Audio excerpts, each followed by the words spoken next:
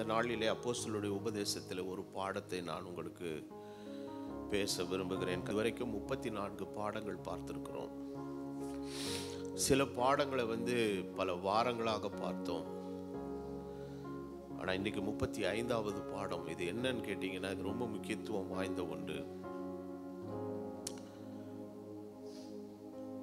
ஒரு விசுவாசி அவிசுவாசிகளோடு தான் கையாள வேண்டிய உறவின் தூரம், அது ரொம்ப முக்கியம். அதை பற்றி பைபிள் ரொம்ப தெளிவாக பேசுது. அதை குறித்த ஒரு காரியங்களை இந்த நாளில் உங்களோடு பகிர்ந்து கொள்ள விரும்புகிறேன். நாம் யாவரும் எழும்பி நிற்போம். 2 கொரிந்தியர் 6வது அத்தியாயம்.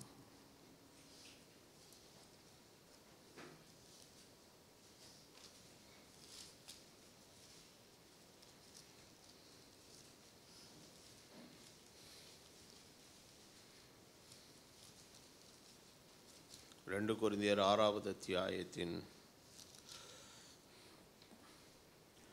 14வது வசனத்திலிருந்து நாம் படிப்போம். 2 கொரிந்தியர் 6வது அதிகாரம் 14 முதல் கடைசி வரை. அந்நிய நுகத்திலே அவிசுவாசிகளுடன் பிணைக்கப்படாதிருப்பீர்களாக. நீதிக்கும் அநீதிக்கும் சம்பந்தம் ஏது? ஒளிக்கும் இருளுக்கும் ஐக்கியம் ஏது? கிறிஸ்துவுக்கும் பேலியாளுக்கும் இசைவு ஏது?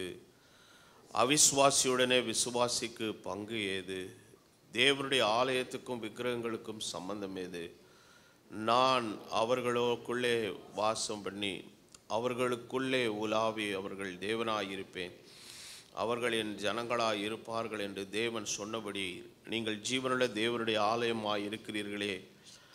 ஆனபடினாலே நீங்கள் அவர்கள் நடுவிலிருந்து புறப்பட்டு பிரிந்து போய் அசுத்தமானதை தொடாதிருங்கள் என்று கர்த்தர் சொல்லுகிறார். அப்பொழுது நான் உங்களை ஏற்றுக்கொண்டு உங்களுக்கு பிதாவாய் இருப்பேன், நீங்கள் எனக்கு குமாரரும் குமாரத்திகளுமாய் இருப்பீர்கள் என்று சர்வ வல்லமுள்ள கர்த்தர் சொல்லுகிறார். இந்த வசனத்தின் அடிப்படையிலே நாம் இன்றைக்கு இந்த 35வது பாடத்தை நாம் பார்ப்போம். ஒரு விசுவாசி அவிசுவாசியுடனே கையாள வேண்டிய உறவின் தூரம். சில நேரங்களில் நமக்கு சில விஷயங்களில் தூரம் தெரியலன்னா ஆபத்தாயிரும். நெருப்புக்கிட்ட போகிறதுக்குன்னு ஒரு தூரம் இருக்குது, மின்சாரத்துக்கிட்ட போகிறதுக்குன்னு ஒரு தூரம் இருக்குது. தூரம் அதிகமாச்சுன்னா பிரச்சனை, ரொம்ப நெருக்கமாக போனாலும் பிரச்சனை. வேதம் எல்லாவற்றுக்கும் சில அளவுகோல்களை குறிச்சிருக்குது. அது குறித்த ஒரு சரியான அண்டர்ஸ்டாண்டிங் இல்லைன்னா நம்ம கிறிஸ்துவ அறிந்ததில் ஒரு பிரயோஜனம் இல்லை. இன்றைக்கி சத்தியம் நமக்கு, வேதம் நமக்கு என்ன கற்றுக் கொடுக்குறது அதை பார்க்கணும். ஏன்னா அது மற்றவர்களுக்கு எந்த அளவு பிரயோஜனப்படுதோ இல்லையோ, உங்களுக்கு ரொம்ப அவசியமான ஒன்று. தலைவணங்கி ஜெபம் பண்ணுவோம். கிருபையுள்ள பிதாவே, கர்த்தராகிய இயேசுவின் நாமத்தில் உம்முடைய திரு சமூகத்தில் வருகிறோம். உம்முடைய வார்த்தையை நீர் இந்த காலை நேரத்தில் நீர் எங்களுக்கு அருளும்படி ஜெபிக்கிறேன். உம்முடைய வசனத்துக்கு முன்பதாக நாங்கள் திறந்த இருதயத்தோடு வருகிறோம். நான் எல்லாவற்றிலும் சரி என்கிற எண்ணத்தோடு நான் இருப்பேனே, ஆனால் நான் கண்ணாடிக்கு முன் வர வேண்டிய அவசியம் இல்லை கர்த்தாவே. ஏதோ ஒரு சில காரியங்களிலே எங்களுக்குள் திருத்தங்களும் மாற்றங்களும் தேவைப்படுகிறது. உமது வார்த்தை என்கிற கண்ணாடியை எங்கள் முகத்துக்கு முன்பதாக கொண்டு வருகிறீர். அதில் தெளிவாக எங்களுடைய சாயலை காணவும், திருத்த வேண்டிய காரியங்களை திருத்திக் கொள்ள அருள் புரியும். நம்முடைய தயவுள்ள கரம் தொடர்ந்து இருக்கட்டும். ஆராதனை ஆசீர்வதிப்பீராக. இயேசுவின் நாமத்தில் ஆமென். உட்காருவோம்.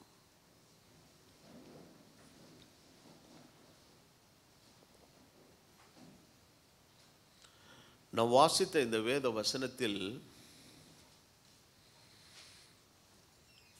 அப்போஸ்தலனாகிய பவுல் சொல்லுகிறார், அந்நியனுடைய நுகத்திலே அவிசுவாசிகளோடு பிணைக்கப்படாதிருப்பீர்களாக. நீதிக்கும் அநீதிக்கும் சம்பந்தம் இல்லை, ஒளிக்கும் இருளுக்கும் ஐக்கியம் இல்லை, கிறிஸ்துவுக்கும் பேலியாளுக்கும் இசைவு இல்லை, அவிசுவாசியுடனே விசுவாசிக்கு பங்கும் இல்லை. இந்த ஒரு காரியத்திலே நாம ரொம்ப கரெக்டா இருக்கணும். குறிப்பா நம்மளுடைய சபை விசுவாச மக்களின் நிலையை நம்ம எடுத்துக்கொள்ளும் போது, நீங்கள் எல்லாரும் ரொம்ப பாரம்பரியமான கிறிஸ்தவ குடும்ப பின்புலத்திலிருந்து நீங்கள் வந்தவர்கள் அல்ல. வேறு மார்க்க வழிபாட்டின் பின்புலத்திலிருந்து வந்தவர்கள். இங்கே வந்து கிறிஸ்துவை அறிகிற அறிவின் மூலமாக தான் இன்றைக்கு நீங்கள் சத்தியத்தை அறிந்து கொண்டீர்கள், கற்றுக்கொண்டீர்கள்.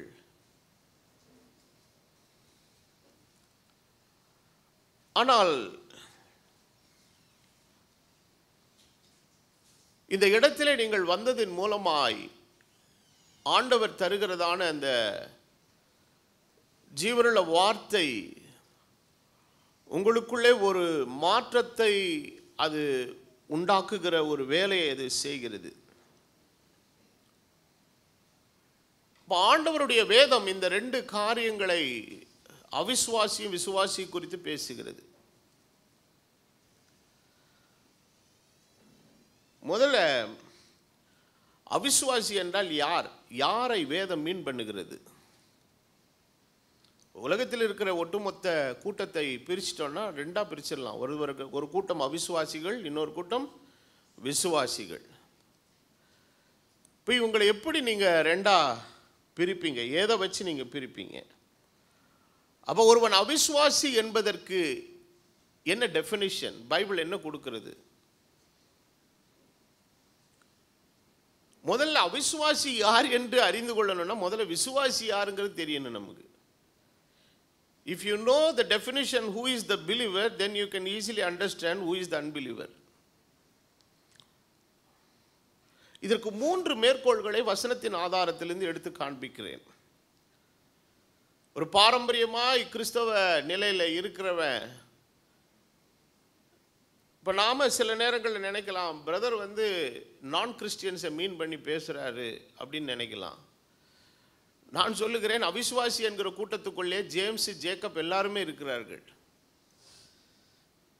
அவன் ஒரு கிறிஸ்தவ பெயரை வைத்து கிறிஸ்தவ பின்புல ஒரு ஃபேமிலி பேக்ரவுண்டில் வந்ததுனால அவனை நம்ம வந்து கிறிஸ்தவன் என்கிற ஒரு விசுவாசி என்கிற ஒரு அடக்கத்துக்குள்ளே கொண்டு வரவே முடியாது, நிச்சயமாக கொண்டு வர முடியாது. அப்போ விசுவாசி என்றால் யார் என்கிறதற்கான ஒரு தெளிவான புரிதலை, அர்த்தத்தை வேதம் நமக்கு கற்பித்து கொடுக்கிறது. முதல் அது என்னன்றதை பார்ப்போம். ஒரு வசனத்தை படிப்போம். அப்போஸ்தலர் நடபடிகளின் புத்தகம் 19வது அதிகாரத்தின் முதல் 5 வசனங்கள். இந்த வசனம் நமக்கு என்ன கற்பிக்கிறது என்று சொன்னால்,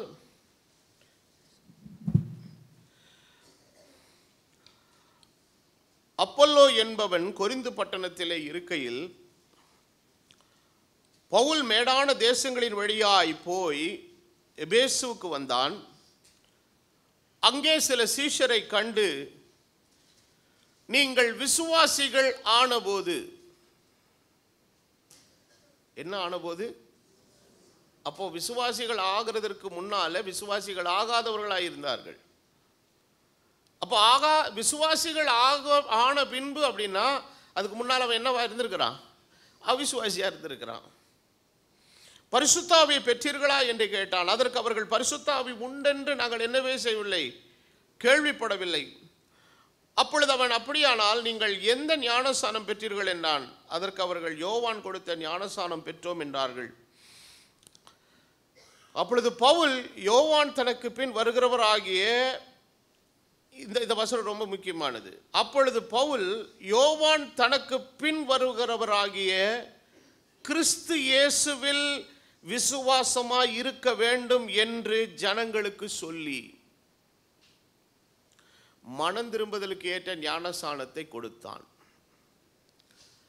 அப்போ உண்மையாக விசுவாசி என்கிறதனுடைய அர்த்தம் என்னன்னா, நம்முடைய மீட்புக்காக வந்த கர்த்தராகிய இயேசு கிறிஸ்துவை விசுவாசித்து அவர் யார், அவர் எப்படிப்பட்டவர், அவர் எதற்காக வந்தார் என்கிற ஒரு சரியான ஒரு அண்டர்ஸ்டாண்டிங்கை பெற்றுக்கொண்டு அவரை நம்புகிற நம்பிக்கையிலே நம்ம போகிறது தான் ஒரு விசுவாசி என்கிற நிலையை ஒருவன் அடைகிறதற்கான முதல் நிலை.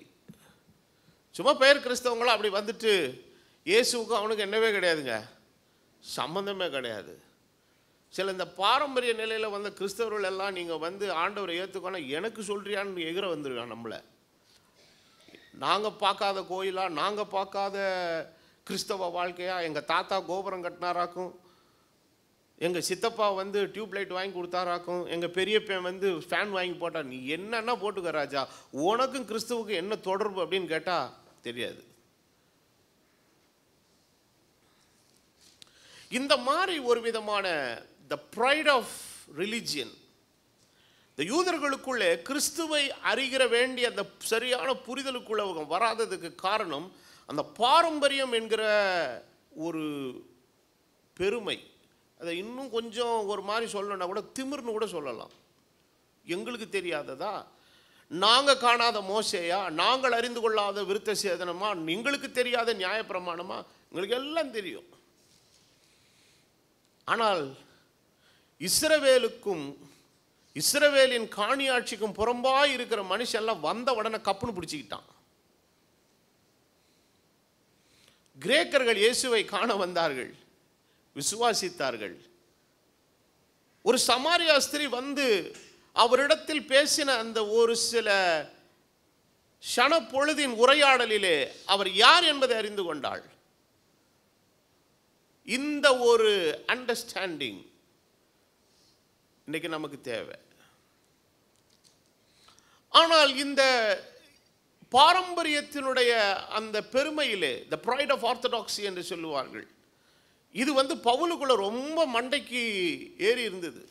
நான் எனக்கு தெரியாத யூத மார்க்கமா, நான் யார் தெரியுமா, நான் இஸ்ரவேலன், நான் பென்யமின் கோத்திரத்தான், 8ஆம் நாளிலே விருத்த சேதனம் பண்ணப்பட்டவன், எல்லாம் அவன் சொல்லி தன்னை பெரிய ஒரு நிலையில் அவன் என்னமோ தன்னை குறித்து ஒரு விதமான நினைப்பில் இருக்கிறான். ஆனால் தமஸ்குக்கு போகிற வழியில் கர்த்தர் அவனை சந்தித்த போது தான் அவனுக்கு தெரிந்தது, நான் என்னமோ நினச்சிருந்தேன், ஆனால் எனக்கு தெரிய வேண்டியவர் என்ன செய்யாமல் போயிருந்தது, எவ்வளோ நாள் தெரியாமவா. இந்த அனுபவத்தை after he had a personal encounter with God, அதுக்கப்புறம் சொல்லுகிறான், இந்த சிலுவையில் அறையப்பட்ட இயேசு கிறிஸ்துவே அன்றி வேறொன்றை நீங்கள் அறியாதிருக்க தீர்மானித்திருந்தேன். இயேசு கிறிஸ்துவை பற்றுகிற விசுவாசம் தான் ஒரு மனிதனை விசுவாசி என்கிற ஸ்தானத்துக்குள் என்ன செய்துங்க. பேரளவில் அறந்ததை பற்றி பேசலை. பேரளவில் இயேசு என்கிற ஒருவர் 2000 வருஷத்துக்கு முன்னால் இந்த பூமியில் வந்தார், பிறந்தார், இருந்தார் அப்படிங்கிறதெல்லாம் இன்றைக்கி உலகத்தில் எல்லாரும் ஒத்துக்கிறாங்க. சாமானியர் எல்லாரும் ஒத்துக்கிறாங்க, ஈவன் நாத்திகர்களோடு ஒத்துக்கிறாங்க. ஏன்னா உலகத்தினுடைய சரித்திரமே ரெண்டாக தான் பிரிச்சிருக்குது, கிறிஸ்துவுக்கு முன், கிறிஸ்துவுக்கு பின். ஏன் மற்றவர்களை வைத்து இன்னைக்கு சரித்திரத்தை அவங்க பிரிக்கலைன்னா, மற்றவங்க பிறந்ததுக்கெல்லாம் டேட் ஆஃப் பர்த் என்னன்றது தெரியல. ஆனால் நம்ம ஆண்டவர் பிறந்தது இந்த உலகத்தினுடைய சரித்திரத்தை ரெண்டாக என்ன செஞ்சிருச்சிங்க, பிரித்து கிறிஸ்துவுக்கு முன் கிறிஸ்துவுக்கு பின் என்கிற ஒரு நிலை அது கொடுத்துருக்குது பாருங்க. அப்போ இயேசு கிறிஸ்துவை பற்றும் விசுவாசம் என்பது ஏதோ பேரளவிலே அறிந்திருக்கிற ஒரு ஹிஸ்டாரிக்கல் ஃபிகராக, ஒரு சரித்திரத்திலே தோன்றின ஒரு மகாபுருஷனாக, இல்லை ஒரு மத சார்ந்த ஒரு தலைவராக, ரிலீஜியஸ் லீடராக, இல்லை ஒரு ஸ்பிரிச்சுவல் மென்டோராக, ஒரு ஆன்மீக வழிகாட்டுதலாக, இப்படி பல விதங்களில் இயேசுவை பார்க்குறாங்க. அது வந்து சரியில்லைங்க. இயேசு கிறிஸ்துவை பற்றும் விசுவாசம் என்பது அவரே உலக இரட்சகர், அவரே எனக்காய் சிலுவையில் மரித்தவர், அவர் மரித்து சிந்தின இரத்தத்தினால் என் பாவங்கள் மன்னிக்கப்பட்டிருக்குதுன்னு எவன் விசுவாசிக்கிறானோ அவன் தான் உண்மையானவே அந்த விசுவாசி என்கிற அந்த ஸ்தானத்துக்கு வர்றான். இரண்டாவது இன்னொரு விளக்கத்தை நான் கொடுக்க விரும்புகிறேன். கலாத்தியர்களின் நிருபத்தின்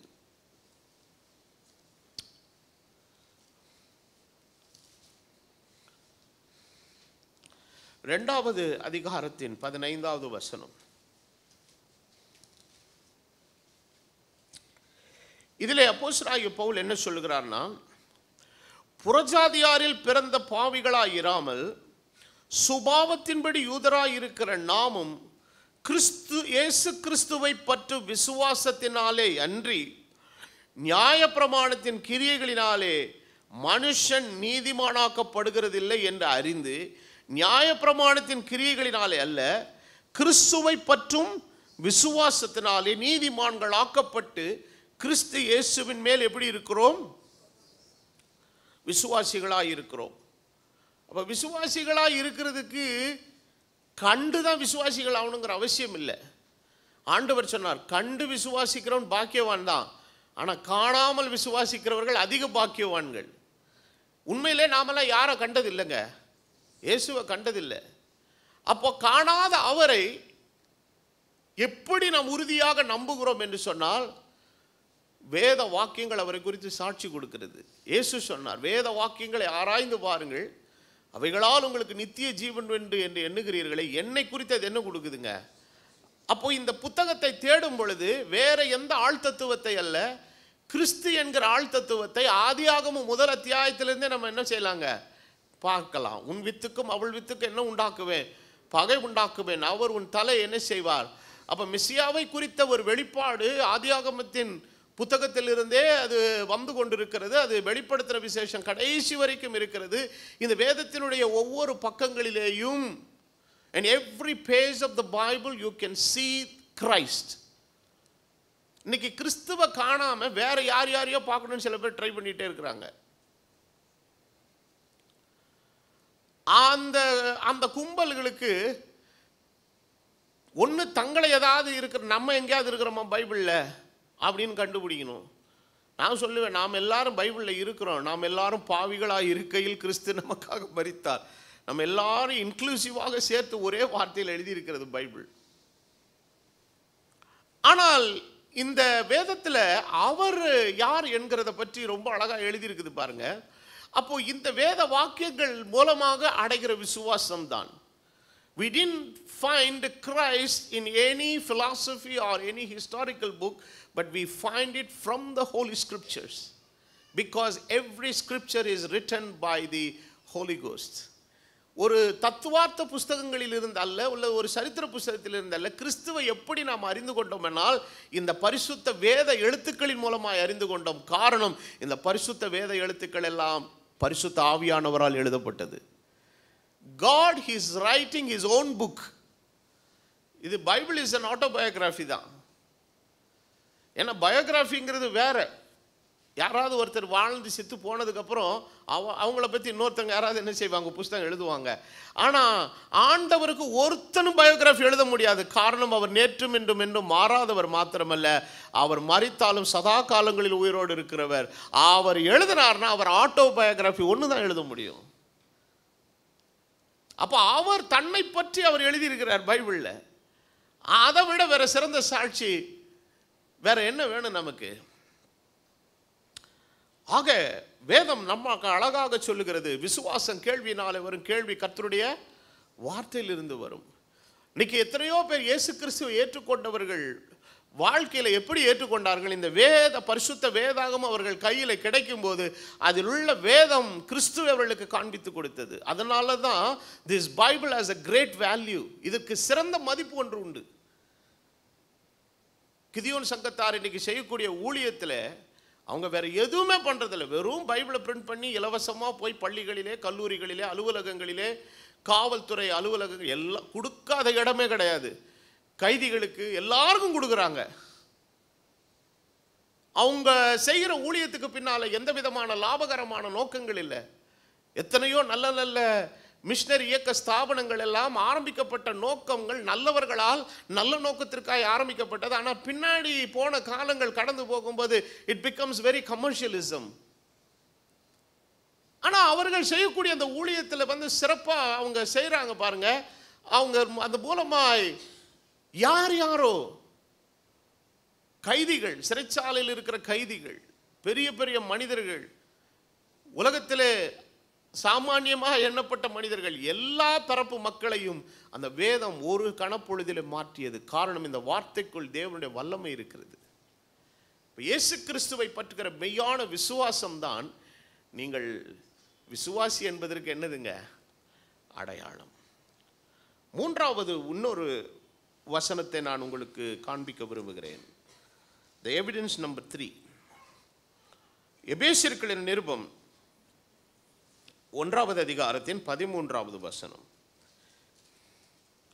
நீங்களும் உங்கள் இரட்சிப்பின் சுவிசேஷமாகிய சத்திய வசனத்தை கேட்டு விசுவாசிகள் ஆனபோது.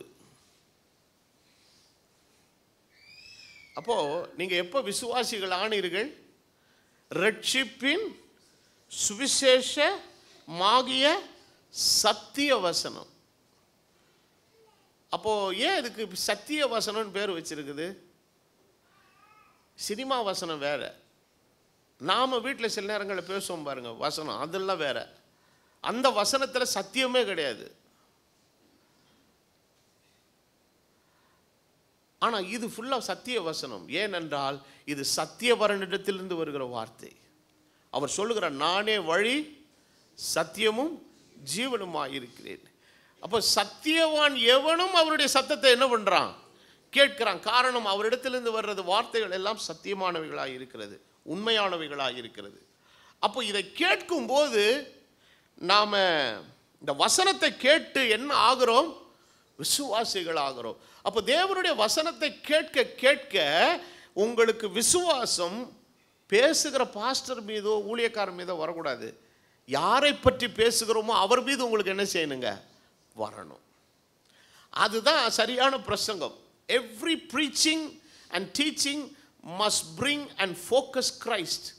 கிறிஸ்துவை வெளிப்படுத்தக்கூடியதாக இருக்கணும். எந்த பிரசங்கமாக இருந்தாலும் சரி, அது எந்த விதமான உபதேசமாக இருந்தாலும் சரி, அதை கேட்கும்போது உண்டாகிற அந்த விசுவாசம் இருக்குது இல்லையா? அந்த விசுவாசம் தான் உங்களை என்ன மாற்றுகிறதுங்க? ஆமாம், த பிலீவர் அப்படின்னா எதை பிலீவ் பண்ணுறோன்னா, நமக்காக சிலுவையில் மரித்த ஆண்டவராகிய இயேசு கிறிஸ்துவையும் அவர் நமக்காக சிலுவையில் செய்த பரிகாரத்தை நம்புகிறவர்கள் நாம்.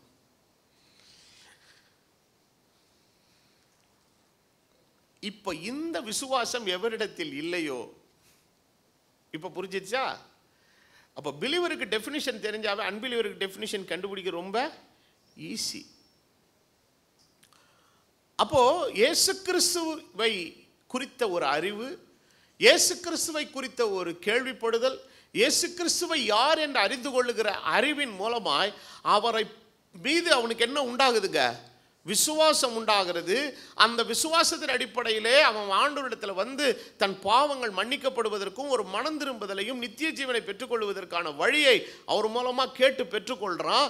இது எப்படி வருதுன்னா, அவனுக்கு ஆண்டவர் செய்ததன் மேலே என்ன இருக்குதுங்க? நம்பிக்கை இருக்குது. He has a faith in it. இந்த நம்பிக்கை யாரிடத்தில் இல்லையோ அவன் எல்லாருமே எந்த கூட்டத்துக்குள்ளே வர்றான்? அவிசுவாசிகள். அதாவது இதில் இன்னொரு விஷயம் என்னென்னா, ஆமாங்க இயேசு தான் சிலுவையில் மரித்தார், அவர் தான் பாவங்களை மன்னிச்சார் அப்படிங்கிற அந்த ஒரு அண்டர்ஸ்டாண்டிங் இருக்கும். ஆனால் அது வந்து அவர்கள் வாழ்க்கையின் அனுபவமாகவே என்ன செஞ்சுருக்காதுங்க? மாறி இருக்கா. சும்மா விசுவாசம் என்பது வெறும் விசுவாசமாக இருந்து பிரயோஜனம் இல்லை. விசுவாசம் எதில் வெளிப்படணும்?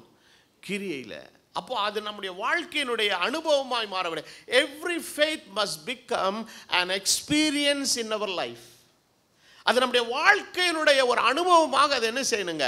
மாறணும். நான் இயேசுவை மெய்யான இரட்சகர் என்று விசுவாசிக்கிறேன், அவர்தான் எனக்காக சிலுவையில் மரித்தார் என்பதை விசுவாசிக்கிறேன். விசுவாசித்தது மாத்திரமல்ல, அந்த நம்பிக்கையின் அடிப்படையில் ஒரு நாள் அவருடைய சமூகத்தில் என் பாவங்களை அறிக்கை செய்த போது அவர் என்னை ரட்சித்தார், என்னை பரிசுத்த ஆவியினாலே என்ன செய்தார்? முத்தரித்தார். அந்த அனுபவம் இன்றைக்கு பெற்றிருக்கிறதுனால இப்போ அவிசுவாசி என்கிற கேட்டகரியில் இருந்தேன்னா இப்போ எந்த கேட்டகரிக்கு வந்திருக்கேன்? ஆமாம். அப்போது உலகத்தில் இயேசுவை நம்புறீங்களான்னா 10ஓட 11 நம்புறவங்கலாம் இவ்வளோ பேர் இருக்கிறாங்க. சில வீடுகளெல்லாம் போனீங்கன்னா ஆண்டவர் ஃபோட்டோ கூட எல்லாம் போட்டுக்கிட்டுலாம் வச்சுருக்கிறாங்க பாருங்கள். மெட்ராஸில் எல்லாம் பார்த்தீங்கன்னா ஸ்டார் எல்லாரும் கட்டுறாங்க. இப்போது கிறிஸ்மஸ் வந்துச்சுன்னா ஸ்டார் கட்டுறது என்ன, it has become religious practice ஆயிடுச்சு, ஒரு ரிச்சுவல் மாதிரி ஆகிப்போச்சு இன்றைக்கி எல்லாருக்குமே. இது இல்லை, இது சரியில்லை. அப்போது இன்றைக்கி உலகத்தில் 2 குரூப் இருக்குது. இயேசு கிறிஸ்துவை யார் என்று அறிந்து அவரை வணங்கி அவரை சேவித்து அவருக்காக வாழ்கிற ஒரு கூட்டம். இந்த கூட்டம் தான் என்ன கூட்டங்க? விசுவாசிகள் என்கிற கூட்டம். அப்போ இந்த நிலையில் இருக்கிறவங்க யாரெல்லாம் இருக்கிறாங்கன்னு கேட்டிங்கன்னா, கிறிஸ்தவர் அல்லாத எல்லாரும் மற்ற பிற மார்க்கத்தில் உள்ளவர்கள் மாத்திரமல்ல, இயேசுவையும் பல கடவுள்களில் ஒருவராக நம்புகிறவர்கள் எந்த கூட்டத்தில் தான் வராங்க? அவிசுவாசிகள் கூட்டத்தில் தான் வராங்க.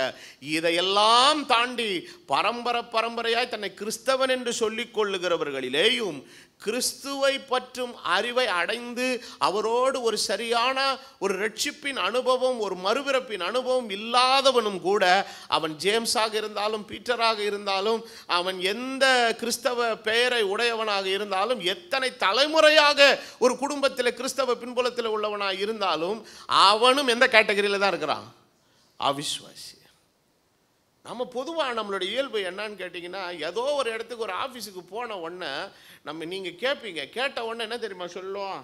சார் உங்கள் பேர் என்ன சார் அப்படின்னு போட்ட உடனே மிஸ்டர் ரமேஷ் அப்படின்ன உடனே அப்போ அவர் இந்துவாக தான் இருக்கும்.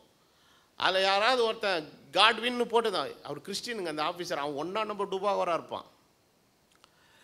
அதாவது அங்கே இருக்கக்கூடிய இந்துக்களை விட முஸ்லீம்களை விட படு கேவலமான ஜென்மமாக இருப்பான். நம்ம எதை வச்சு பார்த்துட்டோம்? இந்த காட்வின் ஒரு பேரை பார்த்தவொன்னே ஆஹா ஒரு கிறிஸ்டியன் நமக்கு போனால் உதவி செஞ்சிருவார் அப்படின்னு நினச்சோம். ஆனால் கடைசியில் பார்த்தா ரமேஷு கூட 50 ரூபாயோட வேலையை முடிச்சிருவார் போல இருக்குது. இவன் 500 ரூபா கேட்குறான். யார்? ஏன்னா காடு இருக்குல்ல பேரில். இது வேலைக்கு ஆகாது ராஜா இன்றைக்கு. ஆகவே இன்றைக்கு நாம் என்ன நினைக்கிறோம்? முதல்ல அவிசுவாசிகள் யார் என்கிறதை குறித்த ஒரு சரியான அடையாளம். அப்போது இந்த ஒரு தெளிவான புரிதல் இல்லாததுனால என்ன பண்ணுறோன்னா, நம்ம ஓவராக நம்மளுடைய காரியங்களை நம்ம கிட்ட நெருங்கி போக போக அது என்ன ஆகுதுன்னா, அது நம்மளை இன்ஃப்ளூயன்ஸ் பண்ண ஆரம்பிக்குது. அப்போது இந்த செய்தியின் அடிப்படையில் நீங்கள் படிக்கிற மாணாக்கர்களாக இருந்தாலும் சரி, கல்லூரி நிலையில் படித்தாலும் சரி, பள்ளி நிலையில் படித்தாலும் சரி, அல்லது ஒரு பொது களத்தில் நீங்கள் வேலை செய்கிறவர்களாக இருந்தாலும் சரி, எந்த இடத்துல இருந்தாலும் சரி, we are surrounded by the unbelievers. அவிசுவாசிகளால் தான் நம்முடைய சமூகம் சூழப்பட்டிருக்கிறது. அதுக்காக ஆண்டவர் ரட்சிக்கப்பட்ட நமக்கெல்லாம் ஞானஸ்நானம் கொடுத்து பரிசுத்த ஆவியில் நிரப்பி வேற எங்கேயாவது வேற ஒரு கிரகத்தில் கொண்டு போய் வச்சிருந்தான்னு இந்த பிரச்சனையே இல்லை பாருங்க.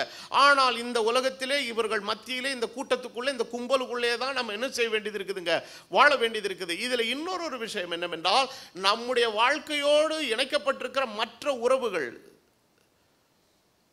தாய் தகப்பன் சித்தப்ப மாம உறவுகள், ரிலேஷன்ஸ், இது எல்லாமே ரொம்ப நம்முடைய வாழ்க்கையோடு ரொம்ப நெருக்கமாக அவங்கெல்லாம் இருக்கிறாங்க பாருங்க. இதில் இன்னொரு ஒரு பெரிய செட்பேக்குன்னு சொல்ல முடியாதது, அது ஒரு நல்ல விஷயமா இருக்குது. ஆனால் அந்த நல்ல விஷயம் கூட சில நேரத்தில் பெரிய செட்பேக்காக மாறிடுது. மேற்கத்திய நாட்டினுடைய கலாச்சாரத்தினுடைய நிலை என்பது எல்லா குடும்பமுமே ஒரு நியூக்ளியர் ஃபேமிலி மாதிரி தான் இயங்குவானுங்க பாருங்க.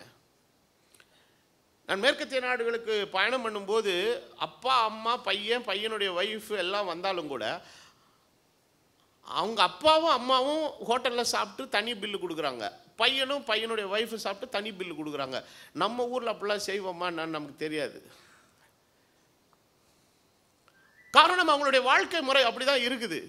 அவங்க அந்த மாதிரி அவங்களுடைய கல்ச்சரல் சிஸ்டம், அவர்களுடைய சோஷியல் சிஸ்டம் அது மாதிரி இருக்குது. அப்படியே வளர்ந்து வந்துட்டாங்க. நம்ம அப்படி இல்லை. மூச்சு விட்டா மூச்சு அடங்கினா, இருந்தா போனா வந்தா எல்லாத்துக்கும் நானாச்சு, என் சொந்தக்காரனாச்சு, என் பங்காளியாச்சு, மாமனாச்சு, மச்சானாச்சு, அடித்து புட்டிச்சு கட்டி போட்டு உரண்டாலும் கூட நம்ம அந்த ஒரு டைப்லேயே போவோம். ஆனால் இன்றைய கால சூழ்நிலையில் அதெல்லாம் கொஞ்சம் கொஞ்சமாக என்ன செஞ்சிட்டே வருதுங்க? மாறி வருது. ரொம்ப மாறி வருது. இன்னும் ஒரு 20 ஆண்டுகள் தன்னா இன்னைக்கு இருக்கக்கூடிய பிள்ளைகளுக்கு அடுத்த ஜெனரேஷனுடைய அந்த லிங்க், ஃபேமிலி லிங்கே யாருன்னு என்ன செய்யாதுங்க? தெரியாது. அந்த மாதிரி இன்னைக்கு சூழ்நிலை இன்னைக்கு மாறிக்கொண்டு வருகிறது. இந்த சூழ்நிலையில் ஒரு விசுவாசியினுடைய சர்வைவல் இந்த உலகத்தில் இருக்கும்போது அவன் அவிசுவாசிகள் மத்தியிலே தான் வாழ்கிறான். அவிசுவாசிகளோடு சில விஷயங்களிலே அவனுக்கு தொடர்புகள் இன்னும் இருக்க தான் செய்யுது. அதை விட்டு நம்ம விலகவே முடியாது. ஆனால் இந்த சூழ்நிலையில் அவன் தன்னுடைய தூரம் என்ன, அவர்களோடு தான் காண்பிக்க வேண்டிய நெருக்கம் என்ன என்பதை சரியாக அறிந்து புரிந்து அதில் போவானா அவனுடைய விசுவாச ஜீவியத்தின் வாழ்க்கைக்கு எந்த பங்கும் என்ன செய்யாது, வராது. அப்போது வேதவசனம் அழகாக சொல்லுது, விசுவாசியுடனே அவிசுவாசிக்கு என்ன இல்லைன்றது பங்கே கிடையாது. அப்போ பங்கில்லாத ஒரு விஷயத்தில் ஆளோட போய் நீ பங்கு போட போனன்னா அது ஒன்று கெடுத்து விட்டுரும். சில பேர் அப்படி தான் அவிசுவாசியோடு போய் விசுவாசியாக மாத்துறேன்ட்டு இவன் அவிசுவாசி ஆயிடுவான். சொல்கிறது புரியுதா புரியலையா? காரணம் ஓவராக போகிறது. எனக்கு தெரிந்த அளவிலே நான் சரியாக சொல்ல முடியும், ஒரு ரட்சிக்கப்பட்ட பரிசுத்தாவினால மீட்கப்பட்ட ஒரு பரிசுத்தவான் தன் வாழ்க்கைக்கு ஒரு நெருக்கமான ஒரு பந்தத்தை ஒரு நட்பாகவோ எந்த ஒரு விதத்தில் அவன் ஏற்படுத்தி கொண்டாலும் he can only have a true believer தான். ஒரு உத்தமமான ஒரு விசுவாசியை தான் அவன் தனக்கு நெருக்கமான ஒரு மனிதனாக என்ன செய்ய முடியுங்க, ஆக்கிக்கொள்ள முடியும். அப்போதான் அவனுடைய கான்வர்சேஷன், அவருடைய சம்பாஷணைகள், அவருடைய பேச்சு, அவருடைய மூவ் எல்லாமே கரெக்டாக போகும் பாருங்க. இப்போ என்னெல்லாம் கொண்டு போய் அவிசுவாசிக்கிட்ட ஓட்டிங்கன்னா ரொம்ப நேரம் எனக்கு டாப்பிக்கும் இல்லை, ரொம்ப நேரம் ஐ cannot மூவ் வித் தெம். விசாரிக்கலாம், நல்லா இருக்கீங்களா சார், எப்படி இருக்கிறீங்க சார், ஃபேமிலிலாம் நல்லா இருக்காங்களா, எங்கே வேலை செய்கிறீங்க, அவ்வளோதான். நமக்குன்னு ஒரு டிஃபால்ட் கொஸ்டின்ஸ் ஒரு 5 இல்லை 7 10 இருக்கும், அவ்வளோதான்.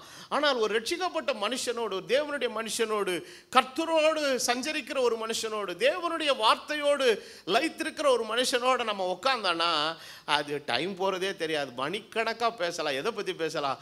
கர்த்தரை பற்றி, அவருடைய மகத்துவங்களை குறித்து பேசிக்கிட்டே இருக்கலாம். அது எப்படி இருக்குன்னா யோனத்தான் தாவீதினுடைய ஸ்நேகத்தை போல் அது என்ன செய்யுங்க இருக்கும். இதை தாண்டி சில மனுஷனுடைய நிலை எப்படி இருக்குன்னு கேட்டீங்கன்னா ஓடுவான். ஏன்னு கேட்டீங்கன்னா சில விசுவாசிகளோட நெருங்கினானா இவனுடைய அசிங்கம் வெளிப்பட்டுற போதுன்னு பயந்துக்கிட்டு தலை தெறிக்க ஓடுவான், பேசவே பயப்படுவான். இப்படி ஒரு தேவனுடைய இரத்தத்தினால மீட்கப்பட்ட ஒரு விசுவாசியோட இன்னொரு விசுவாசி சமமா நின்று அவனால் பேசி கொஞ்சம் குழாவ முடியலன்னா அவங்ககிட்ட சம்திங் ராங் சம்வேர். ஆனால் வெளியில் போயிட்டீங்கன்னா அவனுக்குன்னு சில வட்டங்கள் இருக்கும் பாருங்க, அந்த நண்பர்கள் வட்டம், அவங்கெல்லாம் அவனுக்கும் இதுக்கும் சம்மந்தமே இருக்காது. பைபிளுக்கும் ஆண்டவருக்கு என்னவே இருக்காதுங்க, சம்மந்தமே இருக்காது. மச்சாம்பா, மாமேம்பா, அப்படிம்பா இப்படிம்பா ஒன்றி உலாவி என்னுடைய இதயத்தோடு ஒன்றித்த நண்பன் அப்படின்பா. எப்படா உன்னால முடியுது? இது சம்திங் ராங் சம்வேர்.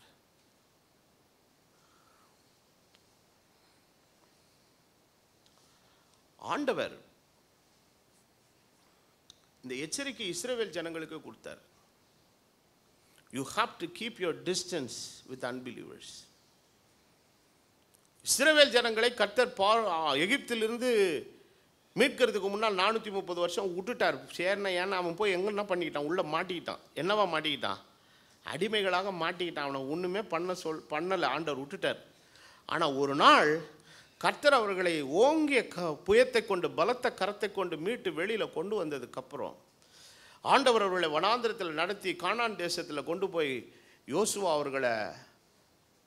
அவங்கள ஹேபிடேட் பண்ணுறான். நிலத்தெல்லாம் பகிர்ந்து கொடுத்து இந்த கோத்திரத்துக்கு இது, இந்த கோத்திரத்துக்கு இதுன்னு சொல்லி அவங்களெல்லாம் செட் பண்ணி விடுறான் பாருங்க.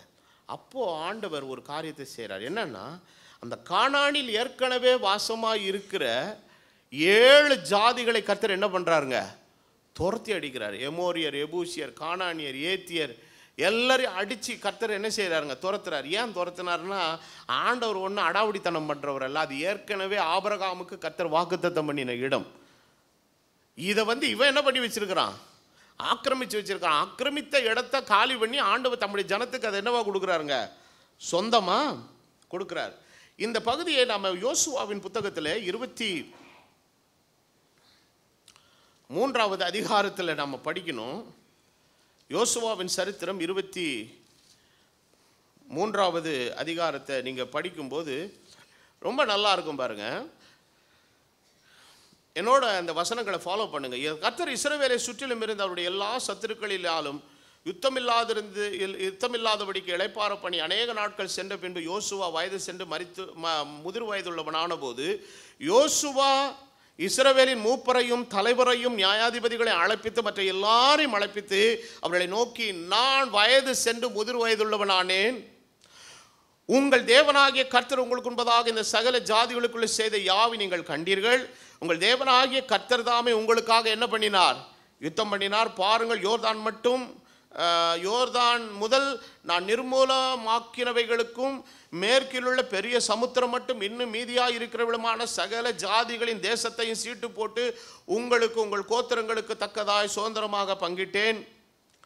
உங்கள் தேவனாகிய கர்த்தர் உங்களுக்கு சொன்னபடியே நீங்கள் அவர்களுக்கு தேசத்தை கட்டிக்கொள்ளும்படிக்கும் உங்கள் தேவனாகிய கர்த்தர் தாமே அவர்களை உங்களுக்கு முன்பதாக துரத்தி உங்கள் பார்வை நின்று என்ன செய்வார்? அகற்றி போடுவார்.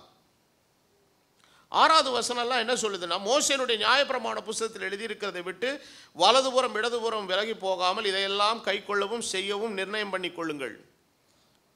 எப்படி மோசே தான் வயது சென்றவனாய் போகிறதுக்கு முன்னால் இஸ்ரவேல் ஜனங்களுக்கு ஒரு ஃபைனல் ஸ்பீச் கொடுத்தானோ அதே மாதிரி ஒரு ஃபைனல் ஸ்பீச்சை யார் கொடுக்குறா? இதில் முக்கியமாக கூப்பிட்டது யாருன்னா, ஜனங்கள்கிட்ட பேசுறதுக்கு முன்னால் இந்த ஜனங்களை ஆளுகிற தலைவர்களை கூப்பிட்டு பேசுகிறான். தலைவன் ஒழுங்காக இருந்தாலும் ஜனங்க எப்படி இருப்பாங்க? ஒழுங்காக இருப்பாங்க.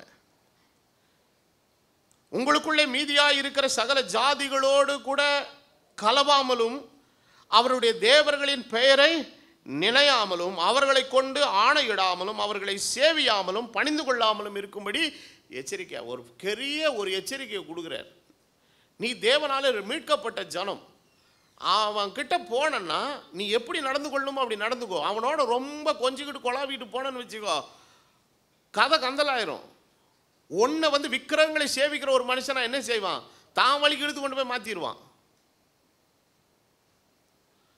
அதனால தான் ஆரம்ப காலங்களில் இருந்தே நான் சொல்லுகிறது, நீ கல்யாணம் பண்ணும்போது ஒழுங்காக ஒரு விசுவாசியை கல்யாணம் பண்ணுன்னா உன் யாத்திரை சூப்பராக போகும். நீ என்னத்தையாவது 7.5 கூட்டிகிட்டு வந்துட்டு நீ அதை 8.5 மாத்திர நினச்சேன்னா அது ஒன்று 7.5 மாற்றிட்டு போயிடும். இதுதான் உண்மை. நீ என்னதான் நாய்க்கு வேஷம் போட்டாலும் அது என்ன தான் செய்ய இருக்குது? குலைக்க தான் தெரியும். அது மாற்றவே முடியாது. அன்லெஸ் கர்த்தர் அந்த ஆத்துமாவை தமக்கென்று முன்குறிச்சிருந்தான்னா நேரம் எஸ்கேப் இருக்குது, இல்லைன்னா ரொம்ப கஷ்டம். இந்நாள் வரைக்கும் நீங்கள் செய்தது போல் உங்கள் தேவனாகிய கர்த்தரை பற்றி கொண்டிருங்கள். கர்த்தர் உங்களுக்கு முன்பதாக பெரியவைகளையும் பலத்தினுமாக இருக்கிற ஜாதிகளை துரத்தி இருக்கிறார். இந்நாள் மட்டும் ஒருவரும் உங்களுக்கு முன்பதாக என்ன செய்யவில்லை? நிற்கவில்லை. உங்களில் ஒருவன் 1000 பேரை துரத்துவான். உங்கள் தேவனாகிய கர்த்தர் உங்களுக்கு சொன்னபடியே அவர் தாமே உங்களுக்காக யுத்தம் பண்ணுவார். ஆகையால் உங்கள் தேவனாகிய கர்த்தரில் அன்பு கூறும்படி உங்கள் ஆத்துமாக்களை குறித்து மிகவும் எதை குறித்து எச்சரிக்கையா இருக்க சொல்றாரு? எல்லாரும் சொல்லுங்க. அப்ப ஆண்டவர் இந்த இன்ஸ்ட்ரக்ஷனை கொடுக்கறதுடைய நோக்கமே என்னன்னா, உங்ககிட்ட இருக்கிற மற்றதை காலி பண்ணுறதுக்கு பிரச்சனை கிடையாது, அதெல்லாம் சேஃப்டியாக தான் இருக்கும். ஆனால் எது கெட்டு போயிடும்? ஆத்துமா கெட்டு போயிடும். காரணம் வேதம் சொல்லுகிற நம்முடைய ஆத்தும மீட்பு எப்படிப்பட்டது? அருமையான ஆத்துமா, நித்தியத்துக்குரியது. இந்த சரீரத்தில் இருக்கிற எல்லாமே அழிஞ்சு போயிருங்க. இதை ஒன்றையும் நமக்கு தூக்கிட்டு கூட போக முடியாது. எடுத்துகிட்டு போனோம், ஆனால் எடுத்துகிட்டு போனால் கூட திருப்பி வாங்கிடலாம். ஆனால் ஆத்தும மீட்பை ஒரு மனுஷன் இழந்து போனான்னா அதை எப்படி ரெக்கவர் பண்ணுறது? ரொம்ப கஷ்டம். நீங்கள் பின்வாங்கி போய் உங்களுக்குள்ளே மீதியாக இருக்கிற இந்த ஜாதிகளை கலந்து அவர்களோட சம்பந்தம் கலந்து அவர்களிடத்திலும் உங்களிடத்திலும் உறவாடினால், கான்வர்சேஷனை லிமிட்டேஷனோட இருக்கணுங்க. நம்ம கிறிஸ்துவனுடைய அன்பை காட்டணும்னு சொல்லி சில நேரத்தில் என்ன பண்ணுவோம்னா, ரொம்ப ஓவர் டீப்பாக போய் அதுக்குள்ளே இருக்கிற பொல்லாத அந்த ஸ்பிரிட் நம்மளை என்ன பண்ணும்? சிக்க வச்சிரும். ரொம்ப கவனமாக இருக்கணும். உங்களுக்குள்ளே மீதியாக இருக்கிற இந்த ஜாதிகளை கலந்து அவர்களோடு கூட சம்பந்தம் கலந்து நீங்கள் உங்களிடத்தில் உறவாடினால் உங்கள் தேவனாகிய கர்த்தரின் இந்த ஜாதிகளை உங்கள் முன்பதாக என்ன செய்ய மாட்டார்? துரத்த மாட்டார். நீங்கள் உங்கள் தேவனாகிய கர்த்தர் உங்களுக்கு கொடுத்த இந்த நல்ல தேசத்தில் அழிந்து போகும்படிக்கு. எந்த தேசத்தில் அழிந்து போகும்படிக்கு? எகிப்தில் இல்லை, நல்ல தேசத்தில். அப்போ கிறிஸ்துவை ஒரு மனிதன் அறிந்து கொண்டு ஏற்றுக்கொண்டு வரும்போது எகிப்து என்கிற மோசமான தேசத்தில் இருக்கிற அவனை கர்த்தர் எங்கே கொண்டு வராருங்க?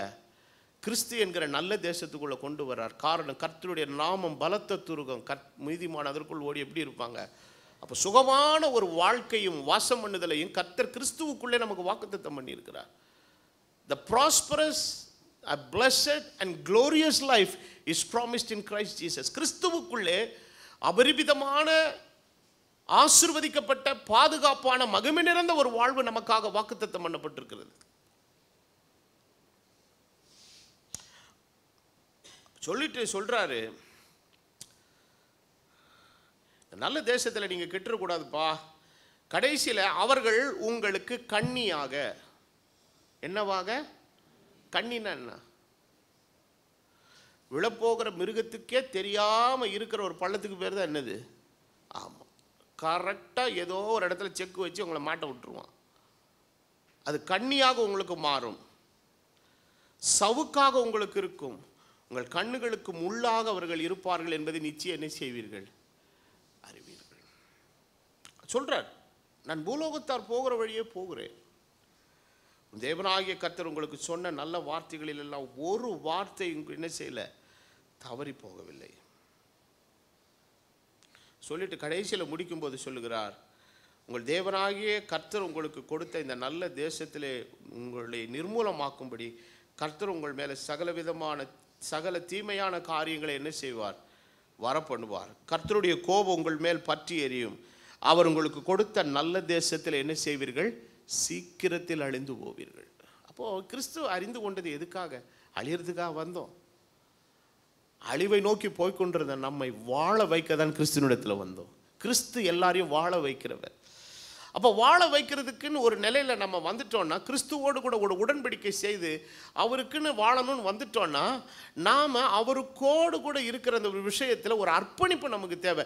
இந்த மாதிரி விஷயங்களை எல்லாம் யோசுவா பேசிட்டு தான் கடைசியில் ஃபைனல் டிக்ளரேஷன் எப்படி முடிக்கிறான்னா, நான் இவ்வளோ சொல்லிட்டேன், நான் சொன்னது எத்தனை பேர் காதில் ஏறிச்சு மண்டையில் ஏறிச்சுன்னு எனக்கு தெரியல, ஆனால் நானும் என் வீட்டாரும் வென்றால் காத்து ஒரு கன்க்ளூஷனுக்குள்ளே வந்துட்டான்.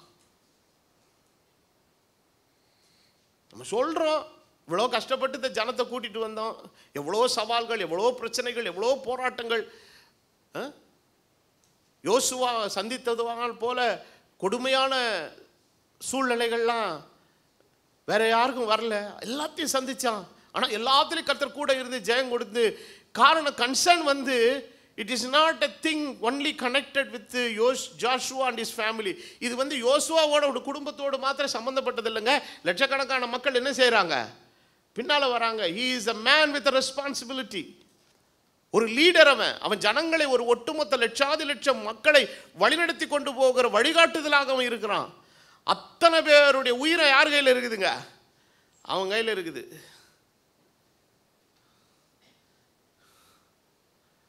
ஒரு விமானி தன்னுடைய நிலையை குறித்து சொல்லும்போது சொல்வார், என் காரில் ஏதாவது பிரச்சனை இருந்து நான் ஓட்டணுன்னா கூட துணிஞ்சு ஓட்டிகிட்டு போயிடுவேன். ஏன்னா ஏதாவது ஒரு விபத்தாச்சுன்னா அந்த நஷ்டம் யாரோட போயிடும்? என்னோட என் வண்டியோட போயிடும். ஆனால் நான் ஓட்டுற விமானத்தெல்லாம் அப்படி எடுக்க முடியாதுங்க. ஒரு சின்ன பிரச்சனையானாலும் சரி, அது சரிப்படுத்தாமல் நான் விமானத்தை என்ன பண்ண மாட்டேன், எடுக்க மாட்டேன். காரணம், என்னை நம்பி ஒரு 300-400 உயிர் உள்ளே உட்காந்துருக்குது. இதை எல்லாவற்றையும் சொல்லிட்டு, ஆனால் காரணம் என்னென்னா, இந்த இஸ்ரவேல் ஜனங்க வந்து பை நேச்சரை ஒரு ஏடா ஓடம் தான். நீ சொல்கிறது சொல்லு, நான் செய்கிறத செய்யணுங்கிறதுல ரொம்ப தீர்க்கமாக இருப்பாங்க. அதனால் இவனுக்கே கடைசியில் ஒரு கான்ஃபிடென்ஸ் இல்லை. ஏன்னா இவன் 40 வருஷமாக இந்த படாவதி ஜனத்தை பார்த்துக்கிட்டே வரான். மோசேனுடைய லீடர்ஷிப்லேருந்து இது பண்ண அட்ராசிட்டி, இது பண்ண முறுமுறுப்பு, இது பண்ண அட்டகாசம் எல்லாமே அவனுக்கு பக்காவாக தெரியும் பாருங்க. இதெல்லாம் பார்த்ததுனால அவனுடைய டிக்ளரேஷன் வந்து கொஞ்சம் வித்தியாசமாக இருக்குது. என்னென்னா, நம்ம சொல்கிறோம், ஆனால் இவங்க கேட்பாங்களான்னு எனக்கு தெரியல. ஏன்னா மோசே கர்த்தர் எடுத்துக்கொள்கிறதுக்கு முன்னால் அவன் ஒரு ஸ்பீச் கொடுக்குறான். ஃபைனல் ஸ்பீச், ஃபேர்வெல் ஸ்பீச் மாதிரி கொடுக்குறான் ஜனங்களுக்கு. அந்த மெசேஜ் வந்து நீங்கள் பார்த்தீங்கன்னா, அவன் இவ்வளோ நேரம் சொன்ன எல்லாத்தையும் மறுபடியும் என்ன பண்ணுற மாதிரி இருக்குங்க, ஒரு ரிவ்யூ கொடுக்குறான். எங்கேருந்து ஆரம்பிப்பான்னு கேட்டிங்கன்னா, எகிப்திலே நீங்கள் இப்படி இருந்தீர்கள், கர்த்தர் உங்களுக்கு முன்பதாக இருந்தார், ஓங்கிய புயத்தை கொண்டு பலத்த கரத்தை கொண்டு நடத்தினார், கொண்டு வந்தார். அப்புறம் நீங்கள் மலையில் வந்து பாவம் பண்ணீங்க, கர்த்தர் உங்களை அழிச்சார், நியாயப்பிரமாணம் எல்லா ஒரு ஃபுல் ஹிஸ்ட்ரியை அப்படியே ஒரு சின்ன ரத்தின சுருக்கமாக சொல்லிவிட்டு, இவ்வளோ தூரம் நான் உங்களை கொண்டு வந்துட்டேன், நீங்கள் வாக்குத்தத்த தேசத்தை சுதந்திரிங்கன்னு சொல்லி ஒரு ஃபேர்வெல் ஸ்பீச் கொடுத்துட்டு போகிறான். இந்த ஃபேர்வெல் ஸ்பீச் எல்லாம் கேட்டதுக்கப்புறம் இந்த பயலுக்கு என்ன பண்ணாங்கன்றது யாருக்கு தெரியும்? யோசுவாவுக்கு நல்லா தெரியும். அதனால தான் லாஸ்ட் டைம்லலாம் அவனுக்கு ஒரு கான்ஃபிடென்ஸே இல்லாத மாதிரி ஒரு நிலையில் ஒரு ஸ்டேட்மெண்ட் என்ன சொல்கிறாருன்னா, நீங்கள் எப்படின்னா போங்க, நானும் என் வீட்டாரும் வென்றால், சொல்கிறத சொல்லிட்டேன்ப்பா, கேட்குறது கேட்காது உங்கள் இஷ்டம், நானும் என் வீட்டாரும் வென்றால் கர்த்தரையே சேவிப்பேன். கர்த்தரை சேவிக்கிறது உனக்கு ஆகாதுன்னா நீ வேறு யாரை சேவிப்பேன்னு ஒரு ஒரு ஒரு கொஸ்டின் மார்க்கை போட்டு பந்த ஜனங்கக்கிட்ட உருட்டி விட்டுட்டு எப்படின்னா போங்க, நான் செய்ய வேண்டியதெல்லாம் செஞ்சாச்சு. மோசே ஒரு பார்ட்டு செஞ்சார், பார்ட் நம்பர் 2 நான் செஞ்சுட்டேன், நல்லபடியாக செஞ்சு முடிச்சாச்சு. அதுக்கப்புறம் நீ வந்து பல்லவத்துக்கு வந்தாவா, வராகட்டி போனால் போ அப்படின்னு சொல்லிட்டு அவன் சொல்ல, நானும் என் வீட்டாருமே வென்றால் கர்த்தரையே சேவிப்போம். இதில் ஆண்டவர் ஒரு ட்விஸ்ட் ஒன்று வைக்கிறார். இந்த கானான் தேசத்தை சுதந்திரிக்கும் போது யெகோவாவை தெய்வமாய் கொண்டிராத ஜனங்களை எல்லாம் கர்த்தர் துரத்தினார் என்று நம்ம வேதத்தில் பார்த்தாலும் கூட, one part of the people they were left still in canon. இன்னும் ஒரு அந்த கூட்டத்தில் ஒரு பாகம் எதிலே இருக்குதுங்க, கானான் தேசத்திலே. அதுக்கு ஆண்டவர் ரீசன் சொல்கிறார். என்ன ரீசன் சொல்கிறார்னா, நியாயாதிபதிகளின் புத்தகம் 2வது அதிகாரம் 18 நீங்கள் படிக்கும்போது வசனம் என்ன சொல்லுகிறது? இதையெல்லாம் நம்ம தியானிக்கும் போது என்ன அறிந்து கொள்ளணும்னா, 1 கொரிந்தியர் 10 தான் நமக்கு ஞாபகம் வரணும்.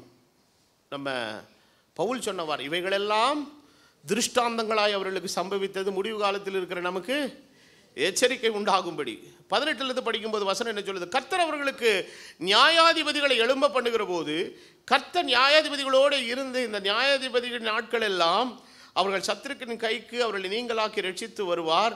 அவர்கள் இருக்க பிடித்து ஒடுக்கிறவர்கள் மேல் தவிக்கிறதுனால் கர்த்தர் என்ன பண்ணுவார்?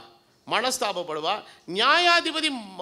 நியாயாதிபதி மரணம் அடைந்த உடனே, கொஞ்ச நாள் கழிச்சு கூட இல்லை, உடனே அவர்கள் திரும்பி அந்நிய தேவர்களை பின்பற்றவும் சேவிக்கவும் பணிந்து கொள்ளவும், அவர்கள் பிதாக்களை பார்க்கிலும் கேடாய் நடந்து தங்கள் கீர்த்தியங்களை தங்கள் முரட்டாட்டமான வழிகளிலே என்ன செய்யாதிருப்பார்கள்? விடாதிருப்பார்கள். ஆகையால் கர்த்தர் இஸ்ரவேலின் மேல் கோபம் உண்டவராகி, இந்த ஜனங்கள் தங்கள் பிதாக்களுக்கு தான் கற்பித்த உடன்படிக்கை மீறி என் சொல்லை கேளாமல் போனபடினால் யோசுவா மரித்து பின்வைத்து போன ஜாதிகளில் ஒருவரையும் நான் இனி அவர்களுக்கு முன்பதாக துரத்தி விடாதிருப்பேன். அவர்கள் பிதாக்களின் கர்த்தரின் வழியை கவனித்தது, அவர்கள் பிதாக்கள் கர்த்தரின் வழியை கவனித்தது போல அவர்கள் அதில் நடக்கும்படி அதை கவனிப்பார்களோ இல்லையோ என்று அவர்களை கொண்டு இஸ்ரவேலை சோதிப்பதற்காகவே.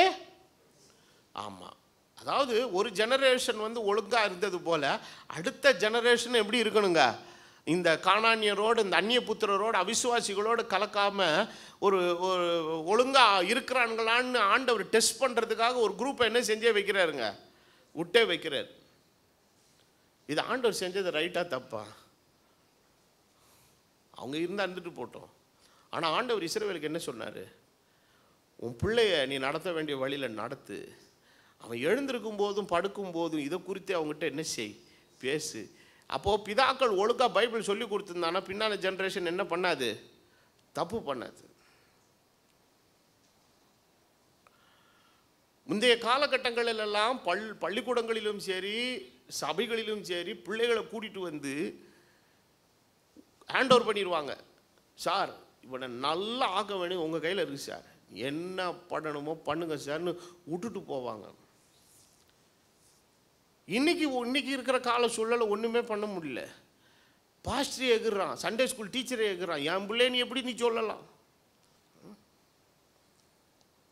அப்போது நாம் நடத்த வேண்டிய நிலையில் நம்ம நடத்தி அந்தக்குரிய ப்ரையாரிட்டியை கொடுத்தோன்னா அடுத்து, அதனால தான் ஆண்டவர் சொன்னார், ஒரு சந்ததி அவரை சேவிக்கும், ஒரு தலைமுறை. இன்றைக்கு உன் பிள்ளைகளை நீ அறிந்து கொண்ட ரட்சிப்புக்குள் வழிநடத்த வேண்டிய பொறுப்பு சபையை சார்ந்ததோ போதகரை சார்ந்ததோ அல்லது உன்னுடைய பொறுப்பு. அதனால தான் பேதுரு சொன்னான், நீங்கள் ஒவ்வொருவரும் மனம் திரும்புங்கள். அப்போ நீ பெற்ற கிறிஸ்துவை பற்றி அருகில் ரட்சிப்பை பற்றி நீ தான் உன் பிள்ளைகளுக்கு சொல்லணும். அதை விட்டுட்டு கோயிலுக்கு கூப்பிட்டு போய் பாஸ்டர்கிட்ட காதை பிடிச்சி இழுத்து விட்டுட்டா அவர் என்ன மிஷினா இல்லை ஒரு ரோபோட்? அவர் அப்படியே சுச்சுக்குன்னு மாற்றுறதுக்கு.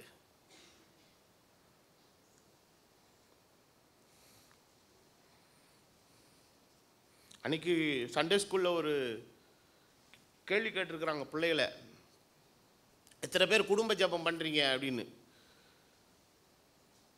பசங்கள்லாம் பண்ணாதது பண்ணலைன்னு சொல்லுது. ஏன் பண்ண மாட்டேங்கிறீங்க அப்படின்னு சொல்லி கேட்டப்போ, எங்கள் வீட்டில் பண்ண மாட்டேன். சரி, நீங்கள் தான் போய் கூப்பிடுங்க, அவங்கள பெரியவங்களை கூப்பிடுங்க, வந்து பண்ணுங்கண்ணா. நாங்கள் கூப்பிட்டா கூட வரமாட்டேன்னு சொல்கிறாங்க. அங்கே டீச்சர் ஃபோன் பண்ணி எனக்கு சொல்கிறாங்க, என்னங்க இப்போ என்ன எப்படி இருக்குது, கொடுமையாக இருக்குது, இது என்ன பண்ணுறதுனே தெரியல அப்படின்னு. நீ விட்டுரு ராஜா, நானே கம்முன்னு இருக்கேன், நீ கம்முன்னு இரு, பேசாமல் பெரிய பிளாஸ்டிக் போட்டு ஒட்டிக்கோ, ஒன்றுமே பேசாத. ஏன்னா இந்த ஜென்மங்களுக்கு தெரியாத வசனம் ஒன்றுமே கிடையாது, எல்லாம் நல்லா தெரியும். ஏதோ ஒன்று விரண்டவாதம் பண்ணுன்னு பண்ணுது, பண்ணால் பண்ணட்டும், பண்ணலன்னா விட்டுரு. தெரியாதவனுக்கு சொல்லிக் கொடுக்கலாம், தெரிஞ்சவனுக்கு எதுக்கு திருப்பி திருப்பி சொல்லிக் கொடுக்கணும் இல்லையா? நிலவரம் அப்படி இருக்குது.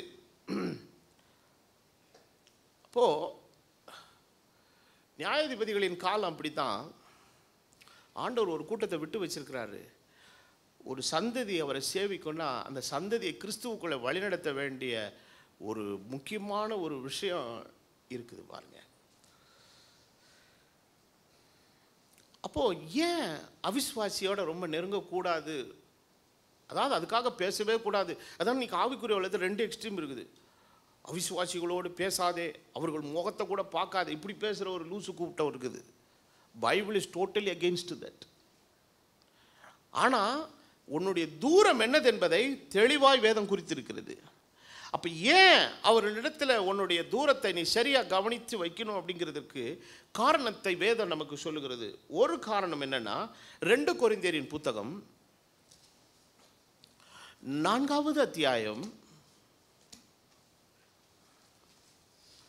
2 கொரிந்தியரின் புஸ்தகம் 4வது அத்தியாயம் 4வது வசனம். 2 கொரிந்தியர் 4:4 வசனம் என்ன சொல்லுதுன்னு பார்ப்போம்.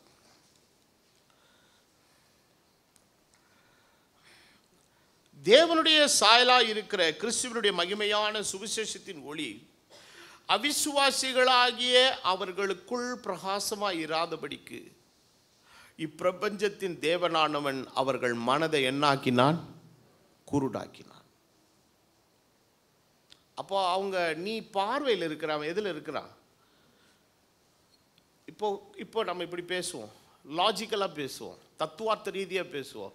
குருடனுக்கு பார்வையற்றவனுக்கு பார்வை உள்ளவன் வழிகாட்ட வேண்டுமா, இல்லை பார்வை உள்ளவன் பார்வையற்றவனுக்கு வழிகாட்டணுமா? எது கரெக்டு? பார்வை உள்ளவன் தான் பார்வையற்றவனுக்கு வழிகாட்டணும். ஆனால் இயேசு ஒன்று சொன்னார். இதை சொன்னார் தெரியுமா? குருடனுக்கு வழிகாட்டுகிற முதல்ல உன் கண்ணு திறக்கப்படணும். கண் திறக்கப்பட்டவன் விளம்பினதாவது அப்படின்னு ஒரு வசனம் இருக்குது பைபிளில். கண்ணு திறக்கப்படணுங்க. அப்போ இன்னும் அவர்கள் குருட்டாட்டத்துக்குள்ளே இருக்கிறாங்க. குருட்டாட்டத்துக்குள்ளே இருக்கிற அவங்கிட்ட போய், மாமா ஒரு பெரிய பிரச்சனை சிக்கிக்கிட்ட, என்ன மாமா பண்ணுறது, நீ சொல்லு மாமா, ஒரு ஐடியா கொடு மாமா. அவர் என்ன ஐடியா கொடுப்பார் உனக்கு? அவர் என்ன தெரியுமா சொல்வார்? நேராக போ, 4 பேர் இழுத்துன்னு போ, உருட்டுக்கட்டியோட போ, இழுத்து போட்டு வச்சு சாத்துன்னு என்ன செய், சாத்து, அப்போ தான் சரிப்படுவான். இதுதான் அவர் கொடுப்பார். ஏன்னா அவர் இன்னும் எதில் இருக்கிறதுனால.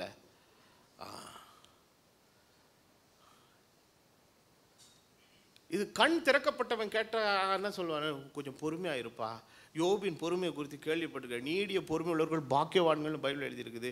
கர்த்தர் தம்மால் தெரிந்து கொள்ளப்பட்ட ஒரு விஷயத்தில் அவன் நீடிய பொறுமையில் அந்த நியாயம் செய்வார்ப்பன்னு சொன்னான். இதை கேட்க தான் நாங்கள் வந்தேன்னா, ஏதோ பாஸ்டரும் சேர்ந்து என் கூட காரில் நான் கூட்டுன்னு போய் 2 அடி அடிக்கிறேன்னு சொல்லுவான்னு நான் நினச்சி வந்தான். இவன் நம்மளையும் சேர்த்து இழுக்கிறேன் அதுக்குள்ளே. அப்போது அவன் எதில் இருக்கிறான்? குருட்டாட்டத்தில் இருக்கிறான். குருட்டாட்டத்தில் இருக்கிறவங்க கிட்ட நீங்கள் என்னத்தை கேட்கணுமோ அதை தான் ஏன் கேட்கணும். அவங்ககிட்ட போய் மரம் தெரியுதா, ரயில்வே ஸ்டேஷன் தெரியுதா, பஸ்ஸு தெரியுதா, என் மூஞ்சி தெரியுதான்னு அவன் சொல்லுவான் ஒன்றுமே தெரியல, கருப்பு ஒன்று தான் தெரியுதுன்னுவான். ஆனால் ஆண்டவர் உனக்கு என்ன இடத்த கொடுத்துருக்கிறார் தெரியுமா? நீ வெளிச்சத்தின் பிள்ளையா இருக்கிற. வெளிச்சத்தின் பிள்ளையா இருக்கிறபடி நான் நீ வெளிச்சத்தில் நடந்து கொள். அதனால தான் சொல்றார் ஒளிக்கும் இருளுக்கும். அப்போ உண்மையாகவே ஒரு பிரச்சனையில் சிக்கி இருக்கிறவன் தீர்வை எங்க கிட்ட கேட்பான்? இருட்டுக்கிட்ட கேட்பானா, வெளிச்சத்துக்கிட்ட கேட்பானா? அப்போ யார் வெளிச்சத்தில் இருக்கிறவன்? கிறிஸ்து இயேசுவை அறிகிற அறிவை பெற்று விசுவாசிகளாக இருக்கிற தேவனுடைய பரிசுத்தவான்கள் எல்லாரும் எதில் இருக்கிறவர்கள்? வெளிச்சது. பிரதர் இப்படி ஒரு சிக்கல் இருக்கு பிரதர், இது எப்படி பிரதர் பண்ணலாம், நீ சொல்லு பிரதர் அப்படின்மா. அவனுக்கு தெரிஞ்சா சொல்லுவான், இல்லாட்டா வா பிரதர் நம்ம 2 பேரும் சேர்ந்து ஜோம் பண்ணலாம். இது இந்த விஷயத்தை வச்சு நம்ம நைட்டு ஒரு 10லேருந்து 10:30 வரைக்கும் 2 பேரும் போராடி ஜோம் பண்ண 10 நாள் ஜபத்தில் வைப்போம் பிரதர். பார் பிரதர், கர்த்தர் ஏதாவது ஒன்று செய்வார் பிரதர். இவன் வெளிச்சத்தில் இருக்க இப்படி தான் பண்ணுவான். அப்போ நீ என்ன நாரி ஒரு நிலையில் உன்னுடைய கிறிஸ்தவ வாழ்க்கையில் நீங்க பயணிக்கிறீங்க? அப்போ வசனம் என்ன சொல்லுகிறது? அவர்கள் எதில் இருக்கிறபடினாலே இப்பிரபஞ்சத்தின் தேவனானவன் அவர்கள் கண்களை என்ன செய்து வைத்திருக்கிறான்? ஆமா, நீ ரோடு கிராஸ் பண்ணணும்னா உனக்கு முடியல, ஏதோ ஒரு மாதிரி மயக்கமாக கறக்கமாக வருது, ரோடை கிராஸ் பண்ணி யாரோ ஒருத்தர் நம்ம கையை பிடிச்சி கூப்பிட்டு போனால் நல்லா இருக்குமே நினைக்கிறேன். பார்வை உள்ளவனை கையை பிடிச்சானா அவன் பத்திரமா கொண்டு போய் அந்த பக்கம் விடுவான். பார்வையற்றவர் அவரே குச்சி வச்சுக்கிட்டு நமக்கு யாராவது கூப்பிட்டு போகல நின்றுட்டு இருக்கிறார். அவர் ஐயா உங்க கையை நான் பிடிச்சிக்கிட்டுமா அப்படின்னு கேட்குறாரு. அவன் சொல்லலாம், நானே ஏற்கனவே கண்ணு தெரியாமல் கஷ்டப்படுற ஐயா, நீ எதுக்கு என் கையை பிடிக்கிற, தெரிஞ்சவன் கையை பிடியா அப்படின்பா. யோசிங்க, இந்த வசனத்தை நல்லா யோசிங்க. இப்பிரபஞ்சத்தின் தேவனானவன் அவர்கள் கண்களை என்ன ஆக்கி வைத்திருக்கிறான்? அவங்களுக்கு ஆண்டவரை பற்றியும் தெரியாது, வசனத்தை பற்றி, வேதத்தினுடைய காரியங்கள் ஒன்றும் அவர்களுக்கு தெரியாது. 2வது காரியம், வெளிப்படுத்துகிற விசேஷம் 21வது அதிகாரம் முதல் 8 வசனங்கள்.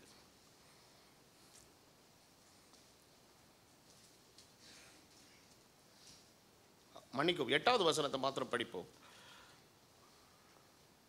7லேருந்து படிப்போம், அப்பதான் அந்த 8வது வசனம் இன்னும் நல்லா நமக்கு புரியும். ஜெயங்கொள்ளுகிறவன் எல்லாவற்றையும் சுதந்திரித்துக் கொள்ளுவான், நான் அவன் தேவனாயிருப்பேன், அவன் என்னுடைய குமாரனாயிருப்பான். இதே தான் கொரிந்தியரில் ஆண்டவர் சொல்றார்.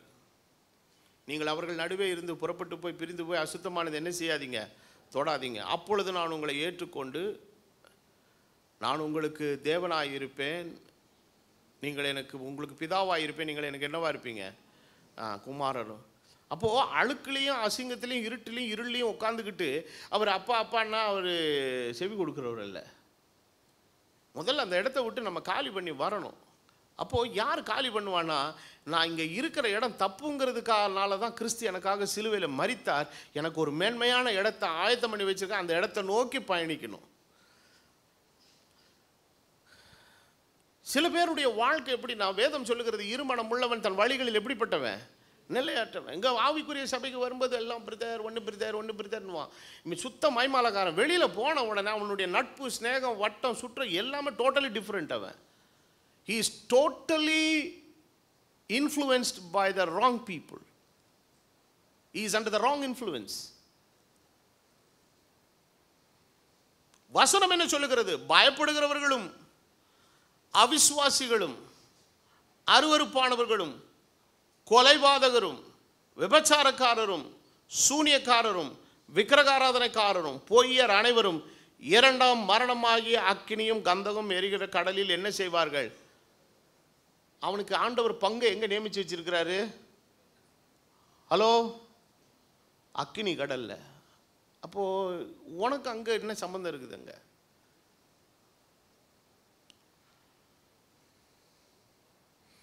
ஆனால் விசுவாசிகள் சுதந்திரிக்க போகிற இடம் என்னது? கைவேலை அல்லாத நித்திய வீடு. அவன் வெளிச்சத்துக்குள்ள வாழ்றவன்.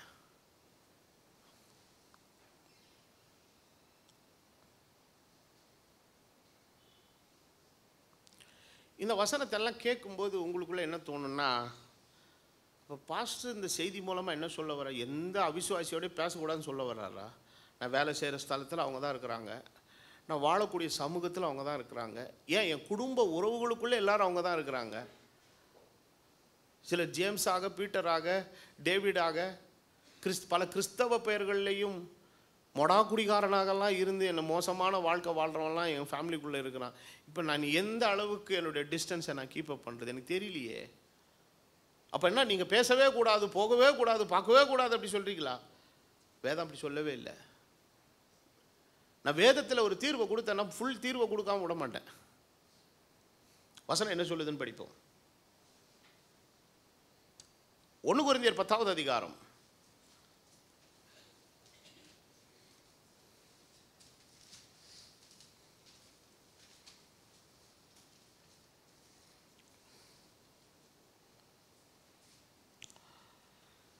27வது வசனம். எல்லாரும் சேர்ந்து படிக்கிறீங்களா? அன்றியும் அவிசுவாசிகளில் ஒருவன் உங்களை விருந்துக்கு அழைக்கும் போது போக உங்களுக்கு மனதிருந்தால் மனசாட்சி நிமித்தம், எல்லாரும் சொல்லுங்க. அப்போ போகும்போதே கூப்பிட்றவன் யாருன்னு நமக்கு தெரியும். கூப்பிட்ற ஆள் என்ன மாதிரி ஆள், என்ன மாதிரி டைப்பில் உள்ளவன், அந்த விருந்தில் என்ன இருக்கும், என்ன பரிமாறப்படும், எல்லாமே நமக்கு தெரியும். அப்போது ஆண்டவர் என்ன சொல்கிறாரு, வேதவசனம் என்ன சொல்லுது, உன்னுடைய மனசாட்சி நிமித்தம் உனக்கு போக மனசு இருந்துச்சுன்னா போ. உனக்கு மனசில் ஏதோ ஒரு நெருடல் இருக்குதா, தயவுசெய்து அதை தவிர்த்துருங்கிறார். சொல்கிறார், ஒன்றையும் விசாரியாமல் உனக்கு முன் வைக்கப்பட்டிருக்கிறதை. அப்போது சிலர் இதை ஏன் பவுல் இந்த இடத்துல எம்பசைஸ் பண்ணுறாருன்னா, இந்த அவிசுவாசிகளோட விசுவாசிகள் ஒழுங்காக இருக்கணுங்கிற அந்த ஒரு விஷயத்தை மாத்திரம் பவுல் இந்த கொரிந்தியரில் தான் உருட்டி பரட்டி எடுக்கிறார். ஏன்னா இந்த சபைக்காரங்க இந்த மாதிரி ஒரு சிக்கலில் இருக்கிற ஆட்கள் போல. பட் இது வெறும் கொரிந்தி சபைக்கு மாத்திரமல்ல, இது சபையின் எல்லா காலத்திலும் உள்ள எல்லாருக்கும் உரியது இது. ஏனென்றால் இது இந்த கொரிந்தியரில் தான் எழுதுகிறாரு, ஒருத்தன் பேய்க்கு பலியிட்டுட்டு அந்த பலியை கொண்டு வந்து என்ன செய்யறான், சமைக்கிறான். பவுல் கேட்கிறாரு, நீ இதுலேயும் வாய வைக்கிற, பேய்களுடைய பாத்திரத்திலையும் வாய வைக்கிற, இதுலேயும் வாய வைக்கிற, சரியா இருக்குமா? ஒன்று ஒழுங்காருன்றார்.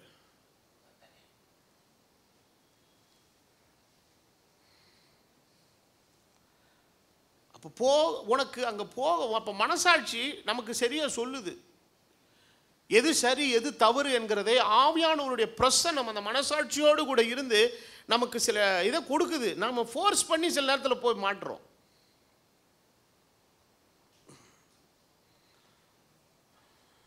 ஆண்டவர் சொல்றாரு, நீ சாப்பிட்டு உட்காந்துட்ட, கல்யாண வீட்டில் போய் உட்காந்துட்ட, வச்சிருக்கிறான், தோத்திரத்தை பண்ணி ஜெபம் பண்ணிட்டு என்ன பண்ணு, சாப்பிடு. தோத்திரத்தினாலும் ஜபத்தினாலும் என்ன ஆக்கப்படும்.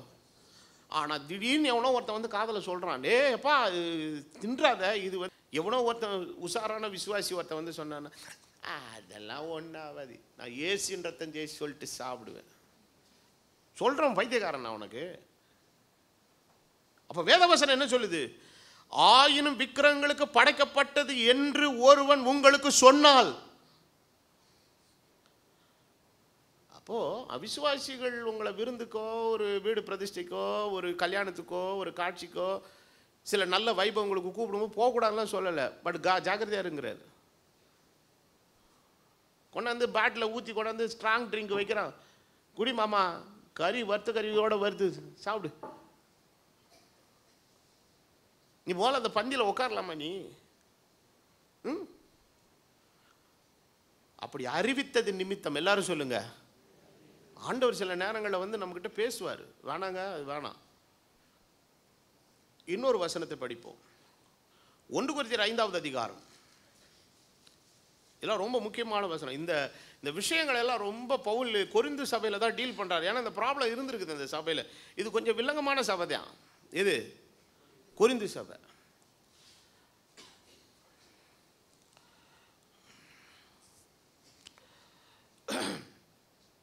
இப்போ என்ன சொல்றாருன்னா, 1 கொரிந்தியர் 5:6 படிப்போம். வசனம் என்ன சொல்லுதுன்னா, நீங்கள் மேன்மை பாராட்டுகிறது நல்லது அல்ல, கொஞ்சம் புளித்தமா என்கிற பெர்ஸ்பெக்டிவ்ல 2 விஷயத்தை பைபிள் பேசுது. ஒன்று பரிசேயர் சதிசேயர் என்கிற புளித்தமாவாகி உபதேசத்தை குறித்து சொல்கிறார். இந்த இடத்துல பவுல் புளித்தமான்னு சொல்கிறது பொல்லாப்பு துர்க்குணம் பற்றி பேசுகிறார். ஆனால் இதுக்கு ரூட் காசு யாருங்கிறதையும் பேசுகிறாரு. அங்கே அவர் என்ன சொல்கிறாரு, கொஞ்சம் புளித்தமா பிசைந்தமா முழுவதும் என்ன ஆக்கும், புளிப்பாக்கும். ஆகையால் புளிப்பில்லாதவர்களாக இருக்கிறபடியே பிசைந்த மாவாக இருக்கும்படி பழைய புளித்த மாவை புறம்பே களைந்து போடுங்கள். ஏனெனில் நம்முடைய கிறிஸ்து நமக்காக என்ன செய்யப்பட்டிருக்கிறாரு, பலியிடப்பட்டிருக்கிறாரு. அப்போ இயேசுவாகிய பஸ்காவாகிய பலி அது புளிப்புள்ள பலி அல்ல, அது புளிப்பில்லாத அப்பம். ஆமென். அப்போ இயேசு அடிக்கப்பட்டது கூட எப்போ தான் அடிக்கப்பட்டார், புளிப்பில்லாத அப்ப பண்டிகை நாளில் தான் அவர் அடிக்கப்பட்டார். புளித்த மாவோடே அல்ல, துர்க்குணம் பொல்லாப்பு என்கிற புளித்த மாவோடே அல்ல, துப்புரவு உண்மை என்கிற புளிப்பில்லாத அப்பத்தோட பண்டிகை என்ன செய்ய கடவோம், ஆசிரிக்க கடவுன்னு சொல்கிறார். அப்போ புளித்தமாங்கிறத ஒரு நேச்சரோடும் கனெக்ட் பண்ணுறாரு, அந்த நேச்சருக்கு சம்மந்தமானவர்களையும் சேர்த்து சொல்கிறார். மறைமுகமாக இலைமறை காய்மறையாக பேசுகிறாரு. சொல்லிட்டு அடுத்து சொல்கிறாரு 9வது வசனத்தில், விபச்சாரக்காரரோடு கலந்திருக்கக்கூடாது என்று நிருபத்தில் உங்களுக்கு எழுதினேன். ஏதோ நிருபத்தில் எழுதியிருக்கிறாரு. இதை படிச்சுட்டு என்ன சொல்கிறாரு, ஆகிலும் இவ்வுலகத்தில் விபச்சாரக்காரர், பொருளாசைக்காரர், கொள்ளைக்காரர், விக்கிரக ஆராதனைக்காரர் இவர்களோடு எவ்வளவும் கலந்திருக்கக்கூடாது என்று நான் எழுதவில்லை. நம்ம வீட்டுக்கு பக்கத்தில் இருக்கிற மளிகை கடனை விசுவாசியா, இல்லை இந்த பக்கம் பெயிண்ட் கடை ஒருத்தன் வச்சிருக்கான் அவனா விசுவாசியா? எதுக்கு ஒரு ஹோட்டல் இருக்குது, அது ஹோட்டல் நடத்துகிற ஓனர் விசுவாசியா? அப்படியெல்லாம் நம்ம பண்ணோன்னா இந்த உலகத்தில் என்ன செய்ய முடியாது, வாழ முடியாது. என்ன சொல்றாரு, கலந்திருக்க கூடாது என்று. அப்படியானால் நீங்கள் இந்த உலகத்தை விட்டு என்ன செய்ய வேண்டியது இருக்கும். இந்த மாதிரி ஒரு நிலையில் இருக்கிற எக்ஸ்ட்ரீமிஸ்ட் நிறைய பேர் இருக்கிறாங்க. அதை வேதம் மறுக்குது. இந்த வசனம் அதை கம்ப்ளீட்டாக அதை நிராகரிக்கிறது. அது தப்பு. இருக்கணும். அதான் ஆண்டவர் சொன்னார், உன்னை போல உன் பிறனை என்ன பண்ண சொன்னார், நேசிக்க சொன்னார். அயலகத்தாரை நேசிக்க சொன்னார். அனித்தியமான உலக பொருள்னால யாரை சம்பாதிங்கன்னாரு, ஸ்நேகிதரை சம்பாதிங்க. ஏதோ ஒரு நல்ல நல்ல காரியம் கெட்ட காரியம் வரும்போது அவனை கூப்பிட்றது, இன்விடேஷன் பண்ணுறது, ஒரு கூப்பிட்டு ஏதோ ஒரு வேலை, ஒரு சாப்பாடோ ஒரு ஏதோ வாங்கி கொடுக்கறது மூலமாக சில நட்புகளை நம்ம என்ன பண்ணுறோம்னா எஸ்டாப்ளிஷ் பண்ணி கொள்கிறோம். அது ஏதோ ஒரு நேரத்தில் ஏதோ ஒரு ரீசனில் நமக்கு அது என்ன செய்யுங்க, உதவும். ஆனால் ஒரு நெருக்கமான ஐக்கியத்தின் பந்தம் என்பது அதனுடைய ரெல்மே வேறு, அதனுடைய வட்டமே வேறு. அப்போ என்ன சொல்கிறாருங்கன்னா, விபச்சாரக்காரரோடு கலந்துருக்க கூடாதுன்னு நான் சொன்னதை நீங்கள் தப்பாக மிஸ் அண்டர்ஸ்டாண்ட் பண்ணிக்கிட்டீங்க. நான் பாயிண்ட் அவுட் பண்ணுறதே வேற ஒரு ஆளுன்றாரு. அவிசுவாசிகளுக்குள்ள விபச்சாரக்காரர்கள், விக்கிரக ஆராதனைக்காரர், பொருளாசைக்காரர் எல்லாரும் இருக்க தான் செய்வான். நம்ம ஊருக்கு பக்கத்தில் இருக்கிற ரொம்ப யோகியமா ஒன்றும் கிடையாது. என் வீட்டுக்கு பக்கத்தில் ஒரு அப்பார்ட்மெண்ட்டில் ஒரு ஆள் இருக்கிறான். காலையில் பெர்கமன்ஸ் 2 பாட்டு போடுவான். அதுக்கப்புறம் எல்லா பயலும் வந்துடுவாங்க அவன் பாட்டில். அது காலையில் அது ஓப்பனிங் சாங். அது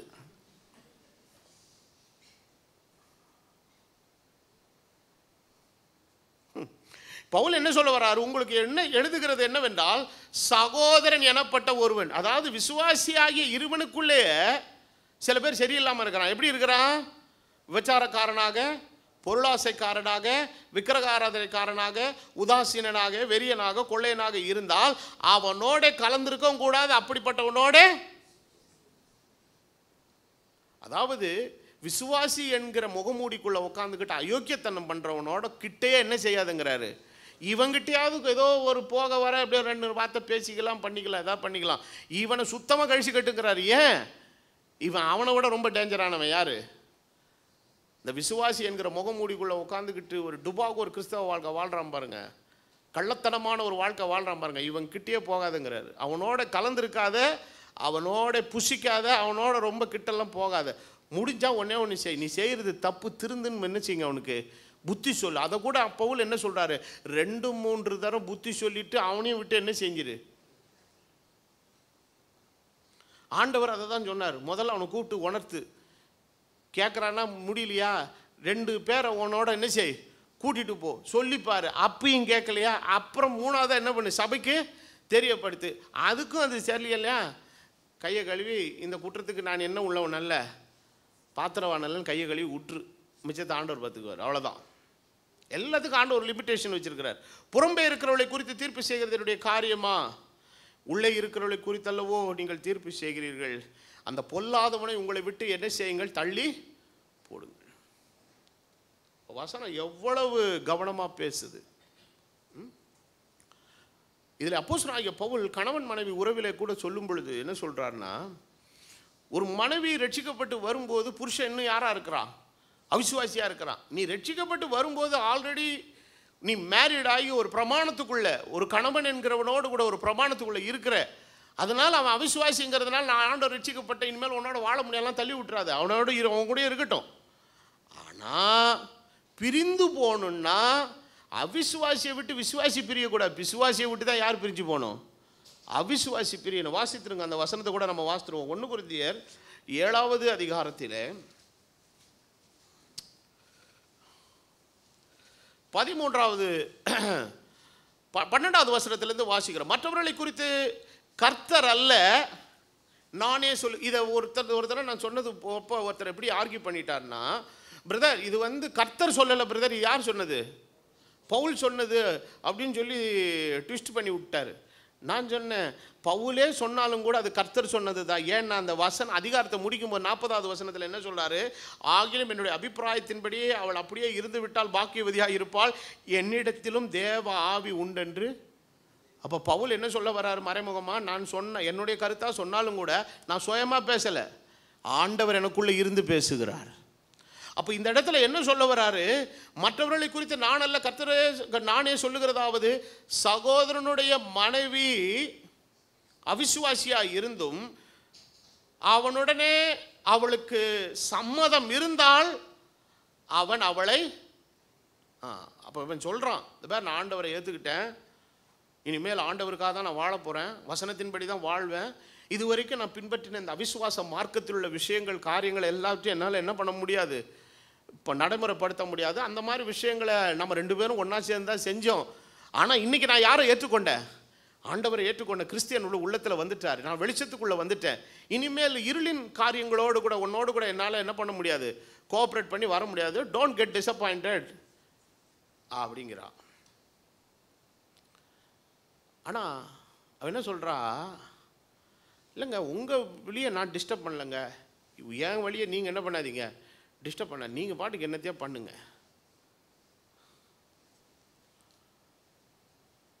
ஆண்டவர் தள்ளிவிட சொல்லலை, இருக்கட்டும் அங்கேயே இருக்கட்டும். ஆனால் அவளுக்கு ஒருவேளை இங்கே குப்பை கொட்ட முடியாத சூழ்நிலை வந்துச்சுன்னா என்ன சொல்கிறாரு? அப்படியே ஸ்திரீனுடைய புருஷனும் அவிசுவாசியாக இருந்தும் அவளுடனே வாசமாக இருக்க அவனுக்கு சம்மதம் இருந்தால் அவள் அவனை தள்ளிவிடாதிருக்க கடவுள். வைஸ் வேர்சாவாக பேசுகிறாரு. சொல்லிட்டு 14 என்ன சொல்ற? என்னத்தினில் அவிசுவாசியான புருஷன் தன் மனைவியால் என்ன ஆக்கப்படுகிறான்? அசுத்தமாக்கப்படுகிறான் இல்லை.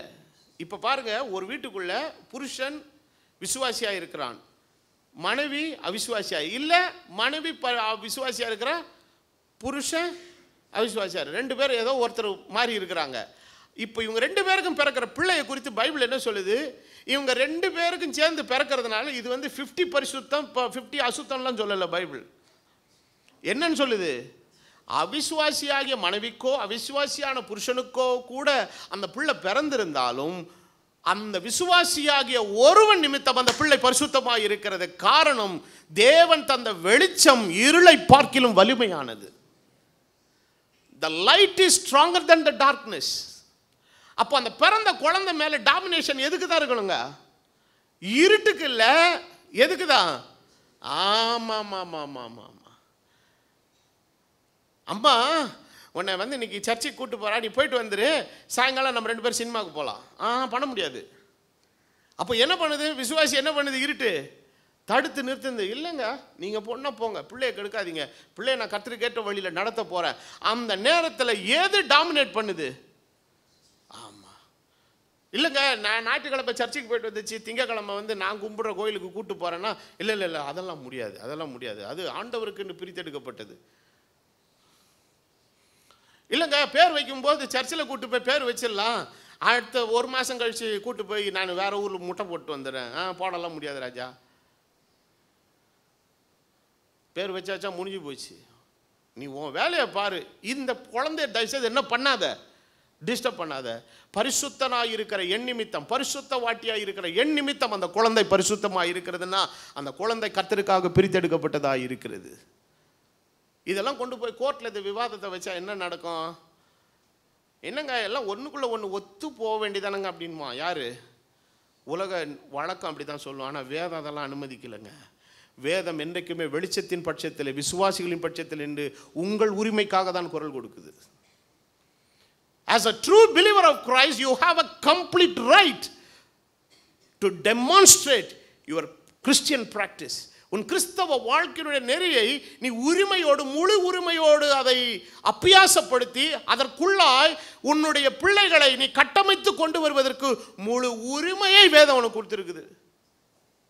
இதில் ரெண்டில் ஏதோ அவிசுவாசி ஹீயோ ஷியோ என்ன பண்ணுது? ஓரளவு சமாளித்து பார்க்குது. இதுக்கு மேலே இந்த ஆளோட குப்பை கொட்ட முடியாது, இந்த ஆள் இதுக்கு மேலே இந்த பொம்பளையோட குப்பை கொட்ட முடியாதுன்னு சொல்லிட்டு நான் கிளம்புறேன்னு கிளம்புது. நல்லா வசனத்தை கவனிங்க. இவன் துரத்தி உள்ள இவனே கிளம்புறான், இவளே கிளம்புறான். ஏன்னா அந்த வெளிச்சத்தோட இவனோட தொடர்ந்து என்ன பண்ண முடியல. நல்லா புரிஞ்சுக்கணும். இருளானது ஒளியோடு ரொம்ப நாளைக்கு என்ன பண்ண முடியாதுங்க, ட்ராவல் பண்ணவே முடியாது. ஏன்னா வெளிச்சம் அவங்ககிட்ட இருக்கிற அசிங்கத்தை ஃபுல்லாக எக்ஸ்போஸ் பண்ணிவிடும். The light has a power to expose everything. நீங்கள் எவ்வளவு குப்பையும் கூடவுமா அந்த இடத்த கன்றாவியாக வச்சுருங்க, லைட்டு இல்லாமல் இருட்டாக இருக்கிற வரைக்கும் ஒன்றுமே தெரியாது. லைட்டை சுவிட்சை போட்ட உடனே வெட்ட வெளிச்சமாயிரம் அம்பிட்டோம். அதனால தான் வேதத்தில் ஒரு வசனம் உண்டு, தான் செய்கிற கிரியைகள் வெளியரங்கமாகாதபடிக்கு அவன் எதுக்கிட்டே வரமாட்டேங்கிறான். தப்பு செய்கிறவன் எதுக்காக வெயிட் பண்ணுறானோ இருக்கீங்களா? அப்போ பவுல் சொல்றாரு, அவிசுவாசியான புருஷன் தன் மனைவியால் பரிசுத்தமாக்கப்படுகிறான், அவிசுவாசியான மனைவியும் தன் புருஷனால் பரிசுத்தமாக்கப்படுகிறார். இல்லாவிட்டால் உங்கள் பிள்ளைகள் எப்படி இருக்கும்? அப்போ என்ன சொல்ல வர்றாரு? விசுவாசியாக இருக்கிற நீ அந்த அவிசுவாசியை என்ன பண்ண ட்ரை பண்ணு. இது எப்போன்னா, இது இயேசு கிறிஸ்துவை ஏற்றுக்கொள்வதுக்கு முன்னாடியே கல்யாணமான நிலைமையில் இருந்து வர்ற கேஸுகளுக்கு தான் இந்த வசனம் அப்ளிகபிள் ஆகும். புரியுதா? ஆண்டவர் அறியாததுக்கு முன்னாடியே அவங்களுக்கு கல்யாணம்லாம் ஆகி பல வருஷங்கள் ஆகி இங்கே ஆண்டவர் ஏற்றுக்கொண்டு வரும்போதே அவங்க அப்படி தான் வராங்க. ஒன்று எய்தர் இவங்க ஹீயா வரும், இல்லைன்னா ஷீயா வருவாங்க. மேக்சிமம் நிறையா சபைகளில் பார்த்தீங்கன்னா ஷீ தான் வரும். ஏன்னா இவர் தண்ணியை போட்டு அடிக்கிறது, உதைக்கிறது, ஒரு குடும்பத்தில் பயங்கர பிரச்சனை. இந்த பிரச்சனையிலேருந்து ரிலீஃபுக்கு ஏதாவது கிடைக்காதான்னு சொல்லி மேக்சிமம் 99% யார் தான் வருவா? பொம்பளை தான் வருவா. யாரோ ஒருத்தர் சொல்லிப்பா, அம்மா ஆண்டவரை தேடுவான், புருஷனை கத்தர் மாற்றுவார்மா, அவன் குடியிலிருந்து கத்தர் அவனை விடுதலை ஆக்குவார்மா அப்படின்னு சொல்லி ஏதாவது ஒரு வசனத்தை சொல்லி ஆறுதலாக அது சீக்கிரட்டாக என்ன பண்ண ஆரம்பிக்கும்? ஜபத்துக்கு போக ஆரம்பிக்கும். அந்த ஜபத்தின் மூலமாக உண்டாகிற விசுவாசம் அவளை கர்த்தருக்குள்ள நல்லா என்ன செய்யுங்க, பலப்படுத்தியே கொண்டு வரும். கொஞ்ச நாள் சீக்கிரட்டாக போயிட்டு அப்புறம் ஒரு ஸ்டேஜில் அவனுக்கே தெரிஞ்சு போயிடுச்சு, நீ இன்னும் சர்ச்சுக்கெல்லாம் போகிறேன்னு கேள்விப்பட்டேன், உன்னை யார் அங்கெல்லாம் போக சொன்னது? இல்லைங்க, அங்கே போகிறதுனால எனக்கு மனசுக்கு ஆறுதலாக இருக்குதுங்க. அப்போ அவன் என்ன பண்ணுறான், இவளுடைய நேச்சரு முன்பு இருந்தப்போ சண்டை போடும்போது ஏற்று பேசுவா, இப்போ அமைதியாக இருக்கிறான். இவளுடைய சுபாவங்கள் மாற்றமாக இருக்கு. அவனே ஒரு நாள் ஆச்சரியப்பட்டு கேட்குறான், இதுக்கு முன்னாடிலாம் நான் ஏதாவது அட்ராசிட்டி பண்ண கூடயே ஏற்று பேசுவேன், இவ்வளோ நாள் அமைதியாக இருக்கிறேன். என்னன்னா, இல்லை இயேசு என் வாழ்க்கையை மாற்றினார். இப்போ தான் என்ட்ரி உள்ள ஆகுது. இப்போ என்ன பண்ணுதுன்னா, இப்போ வெளிச்சம் அந்த இருளோடு டாமினேஷன் பண்ண ஆரம்பிக்குது. இயேசு அறிந்து கொண்டாயா? அப்போ ஒரு நாள் இது பேச பேச இவளும் ஜெபிக்க ஒரு நாள் அவனே கேட்குறான், ஒன்றை மாற்றின ஆண்டவர் என்ன மாற்றுவாரா? நிச்சயம் மாற்றுவார். குமாரன் விடுதலை ஆக்கினால் மெய்யாகவே விடுதலை ஆவீர்கள். எந்த மனுஷன் ஏன் சர்ச்சுக்கு போகிற, எதுக்கு சர்ச்சுக்கு போகிற, நீ போகக்கூடாது என்று அடாவடித்தனம் பண்ணி அட்டகாசம் பண்ண அவன் இந்த மகளுடைய பரிசுத்த நல் நடக்கையின் ஜபத்தினால வேண்டுதலினாலே அவன் ஆண்டவர்குள்ள ஒரு நாள் வந்து பைபிளை தூக்கிட்டு வந்துட்டு சாட்சியில் நிற்கிறான், நான் இயேசுவை ஏற்றுக்கொண்டது என் மனைவினால தான். இப்போ எதுக்கு வல்லமை ஜாஸ்தி இருக்குது? ஆனால் இந்த இந்த இந்த இந்த இந்த ஆப்பர்ச்சுனிட்டியை கர்த்தர் எல்லாருக்கும் கொடுக்கறது இல்லை. எப்போ யாருக்கு கொடுக்குறாருன்னா, யாரை தேவன் முன்குறித்திருக்கிறாரோ அவர்களுக்கு அந்த வாய்ப்பை கொடுக்குறார். எவர்களை தேவன் முன்குறித்தாரோ தேவன் அவர்களை அழைத்திருக்கிறார். அழைத்தவர்களை தேவன் நீதிமான்களாக்கி இருக்கிறார். ஆனால் சிலர் ஆண்டவர் வேற ஒரு நிலைக்குன்னு நியமிச்சிருப்பார். அவங்கள நம்ம ஒன்றுமே பண்ண முடியாது.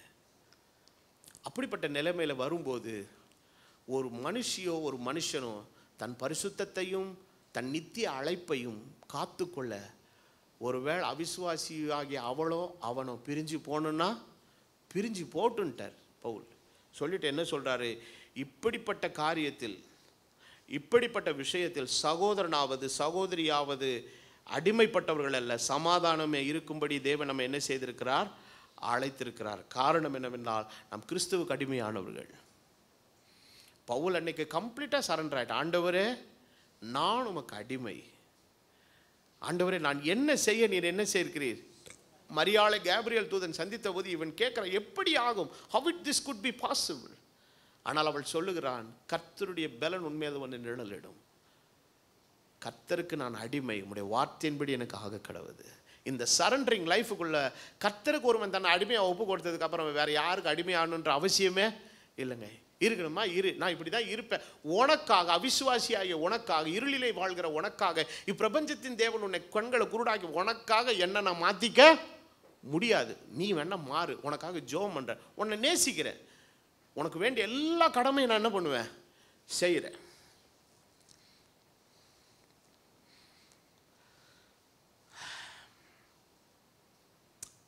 இப்போ எல்லாருக்கும் புரிஞ்சிருச்சா? அப்போது அவிசுவாசிகளோடு நம்ம போகும்போது, கூட படிக்கிறவங்களாக இருந்தாலும் சரி, படித்தவர்களாக நமக்கு ஃப்ரெண்ட்ஷிப்பாக இருந்தாலும் சரி, வேலை செய்கிற ஸ்தலத்தில் இருந்தாலும் சரி, எல்லாவற்றோடு நமக்கு ஒரு நெருக்கத்தை, நமக்கு ஒரு டிஸ்டன்ஸ் ஆண்டவர் வச்சுருக்கிறார். அது என்ன பண்ணணும்னா, அந்த நேற்றைய தினத்தில் ஒரு அருமையான ஒரு சாட்சியை கேட்டேன். மதுரை தியாகராய கல்லூரியில் படிக்கும்போது ரட்சிக்கப்பட்ட ஒரு பையனும் ஒரு பொண்ணும் ரொம்ப அவங்க ஆத்தும ஆதாயத்தில் அந்த கல்லூரிக்குள்ளே இருந்தாங்க. அப்போது அந்த கிளாஸில் இருக்கிற ஒரு ஸ்டூடெண்ட்டுக்கு ஆண்டவரை பற்றி கொஞ்சம் கொஞ்சமாக சொல்ல ஆரம்பிக்கும் போது ஒரு குறிப்பிட்ட ஸ்டேஜுக்கு அப்புறம் அவனுக்கு ரொம்ப துவேஷம் வந்துச்சு. ஒரு நாள் அங்கே இருக்கிற அந்த பிள்ளை அவள் பேர் கலா ஒரு பைபிளை வாங்கி கொண்டாந்து கொடுக்குறான். அவன் என்ன பண்ணால் பைபிளை பிச்சு தூக்கி எறிஞ்சிட்டான். கிளாஸுக்குள்ளே பெரிய சண்டையாகிப்போச்சு. வந்த சக மாணவர்கள் எல்லாம் தடுத்து கெடுத்து விட்டு அந்த பொண்ணு பாவம் அழுதுட்டு போயிடுச்சு. சொன்னான், அவனுக்கு தான் அது பிடிக்கல, நான் எதுக்கு அதை கொடுத்தேன்? இல்லை, ஆண்டவர் எனக்கு கொடுக்கும்படி சொன்னார், கொடுத்தேன். ஆனால் அன்றைய ராத்திரியிலிருந்து அவனை போட்டு தேவன் தூங்க விடலை, அவனை போட்டு உளர்த்தி எடுத்துட்டார். அப்புறம் பின்னாடி அப்படியே கடந்து போக போக ஒரு 3 நாள் 4 நாள் அவனால் சமாளிக்க முடியல. அவகிட்ட மன்னிப்பு கேட்டுட்டு, உங்கள்கிட்ட சண்டை போட்டுறதுலேருந்து என்னால் ராத்திரி தூங்க முடியல, எனக்குள்ளே ஏதோ ஒரு போராட்டம், எனக்குள்ளே சமாதானம் இல்லை, எனக்கு நிம்மதி இல்லை, செத்துருணும் போலேயே வருது. அப்போ தான் அவள் சொன்னா, இந்த உணர்வை கர்த்தர் உனக்குள்ளே வைத்ததே அவர் உன்னை அதிகமாக நேசிக்கிறார். இப்படி மிகுந்த போராட்டம், அவமானங்களுக்குள் படிக்கிற ஸ்தலத்தில் கிறிஸ்துவை வெளிப்படுத்தின அந்த சகோதரனுடைய முயற்சியும் ஜெபமும் வீணாக போகவில்லை. இன்றைக்கு அதே மனுஷன் இன்றைக்கு பஞ்சாபில் மிஷினரியாக கர்த்தர் ஊழியம் செய்து கொண்டிருக்கிறார். இப்படி ரட்சிக்கப்பட்டவர்கள் ஏராளமான. அப்போ இன்றைக்கி நாம் போகிற இடத்துல நம்மக்கிட்ட இருந்து என்ன போதுங்கிறது ரொம்ப முக்கியங்க. நாமளும் இருட்டாக சேர்ந்துட்டு ஒன்னோட ஒன்றா பேசிக்கிட்டு அவனுடைய ஜோக்குக்கும் அவனுடைய கான்வர்சேஷனுக்கும் நம்ம ரொம்ப உள்ளே போயிட்டோன்னு வைங்களேன், இன்னும் நீ கூட எங்களை மாதிரியே பேசுகிற, பரவாயில்ல, அப்போ நமக்கு ரொம்ப ஈக்குவல் தான் போல இருக்குது. நம்ம போய் உக்காந்தாலே சில டாப்பிக்கை சிலர் பேசுகிறதுக்கு என்ன செய்யணுங்க? பயப்படணும். அதுதான் ஒரு ரட்சிக்கப்பட்ட கிறிஸ்தவனுடைய ஸ்ட்ரென்த்தே அதுதாங்க. அதுதான் அவனுடைய கெப்பாசிட்டி. அது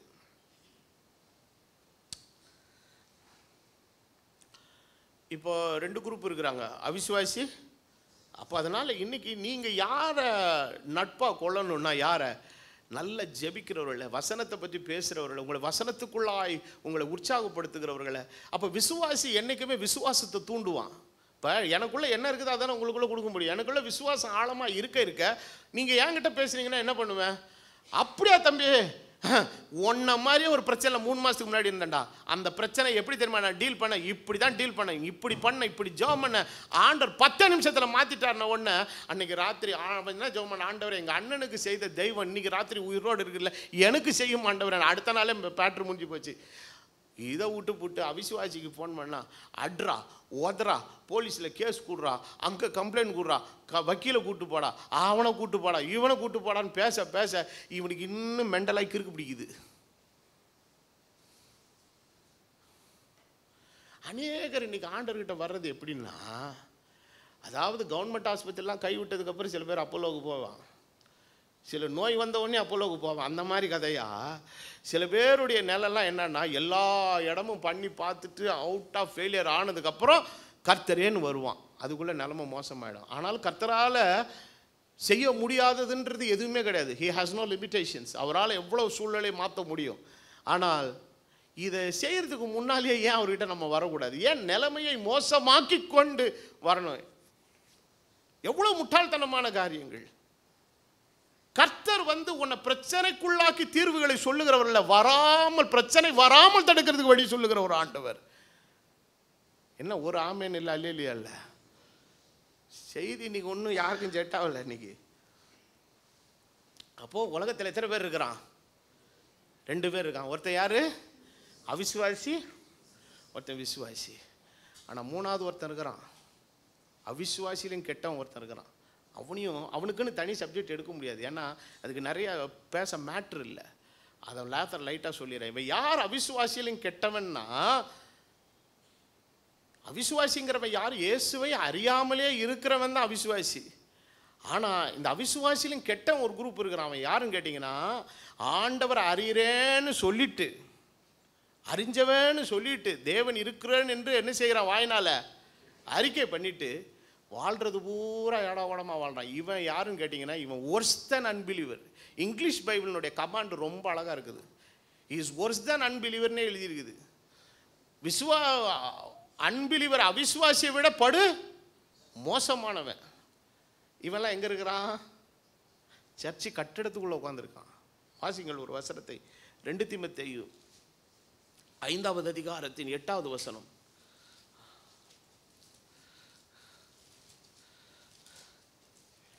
1 தீமோத்தேயு 5வது அதிகாரம் 8வது வசனம் என்ன சொல்லுதுன்னா, இது வந்து ஒரு சாம்பிளுக்கு ஒரு விஷயம் சொல்கிறது. அதாவது ஒரு கிறிஸ்தவ வாழ்க்கையில் நீ செய்ய வேண்டியதை செய்ய வேண்டிய நேரத்தில் ஒழுங்காக செய்யாமல் விட்டுட்டான்னா நீ யாரை விட மோசமான ஆளுங்கிறாரு? விசுவாசியை விட மோசமான ஆள். அதுக்கு ஒரு எக்ஸாம்பிளுக்கு சொல்கிறார். என்ன சொல்கிறாருன்னா, ஒருவன் தன் சொந்த ஜனங்களையும், அதாவது இது ஆங்கில வேதம் ரிலேட்டிவ்ஸ்ன்னு இருக்குது, விசேஷமாக தன் வீட்டாரையும் விசாரியாமல் போனால் அவன் விசுவாசத்தை மறுதலித்தவனும் அவிசுவாசியிலும் எப்படி இருப்பான்? கெட்டவனாக இருப்பான். சொந்த குடும்பத்தை போய் என்ன ஏதுன்னு விசாரிக்கிறதுக்கு உங்களுக்கு புரியல லாங்குவேஜில் துப்பு இல்லாதவன் உனக்கு என்னத்துக்கு விசுவாசம்? பெத்த தாய்க்கு சோறு போட மாட்டான். ஆனால் கிறிஸ்துமஸுக்கு பக்கத்து வீட்டுக்கெல்லாம் கேக் வெட்டி கொடுப்பான்.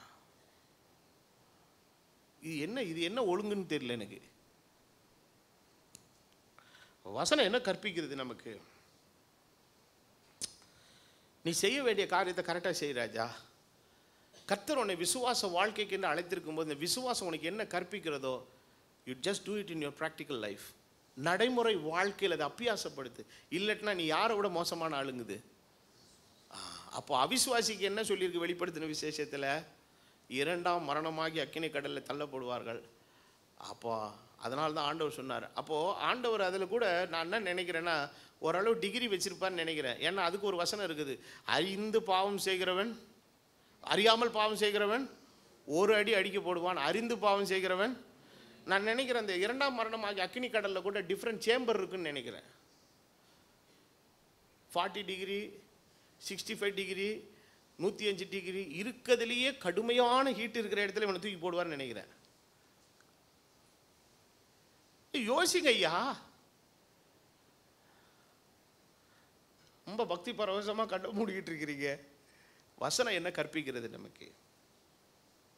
செய்ய வேண்டியதை நம்ம செய்யணும்.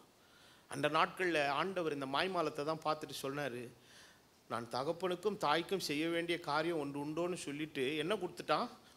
அது இவனே ஒரு காணிக்கை ஒன்று கண்டுபிடிச்சிருக்கேன். அதுக்கு பேர் என்னது? கொர்பான். ஐயா, நீ மிஷினரி காணிக்கை கொடுக்குற இதெல்லாம் இருக்கட்டும், நீ வந்து தான தர்மம் பண்ணுறதெல்லாம் இருக்கட்டும், தசம பாவம் கொடுக்குறதெல்லாம் முதல்ல பெத்த தகப்பனுக்கு தாய்க்கு என்ன போடு? சோறு போடு. அவங்கள நல்லா கவனிச்சிக்கோ. உன் கடமை நீ செய். உன் வீட்டாரை நீ விசாரி. என்னுடைய குடும்பத்தில் யாருனாலும் சரி, அன்பிலிவர்ஸ் ஆனாலும் என்னுடைய கடமையை நாங்கள் செஞ்சுருவோம். அன்றைக்கி கூட என்னுடைய உறவினர் ஒருவர் கேன்சரில் இறந்து போயிட்டார். அவர் இந்து மனுஷன்தான். அவங்க கிடத்தி வச்சு குடும்பம்லாம் அழுகுது. நாங்கள் போய் இருந்து அவங்களுக்கு ஆறுதல் சொல்லி ஜெபம் பண்ணிட்டு வந்தோம், அவ்வளோதான். அதுக்கப்புறம் அவங்க இன்னும் ஒரு காரியங்கீரியன்னா அதுக்கு ஃபோன் பண்ணி சொன்னாங்க, சும்மா ஒரு ஃபார்மாலிட்டிக்கு. நாங்கள் அன்றைக்கெல்லாம் நாங்கள் போகவே இல்லை. அதுக்கப்புறம் ஒரு நாள் போய் அவங்கள பார்த்து அவங்களுக்கு ஒரு துணிமணி எல்லாம் வாங்கி கொடுத்து ஆறுதல் சொல்லிவிட்டு, நீங்கள் எப்போனாலும் எங்களுக்கு ஃபோன் பண்ணு, உங்களுக்காக ஜெபம் பண்ணுறோம். அவங்க ஒரு டீ கொடுத்தாங்க, நல்லா குடிச்சிட்டு சந்தோஷமாக வெளியே வந்தோம். அவ்வளோதான் நம்மளுடைய லிமிட்டேஷன்ஸ். ஆனால் அவங்களுக்காக ஜெபம் பண்ண டெய்லி, ஆண்டவர் எப்படி ஆகிலும் அவர்களை சந்தியும். அதுக்காக கோயிலை கட்ட வச்சுட்டு கருமாதீஸ்வரர் தின்ன போகக்கூடாது.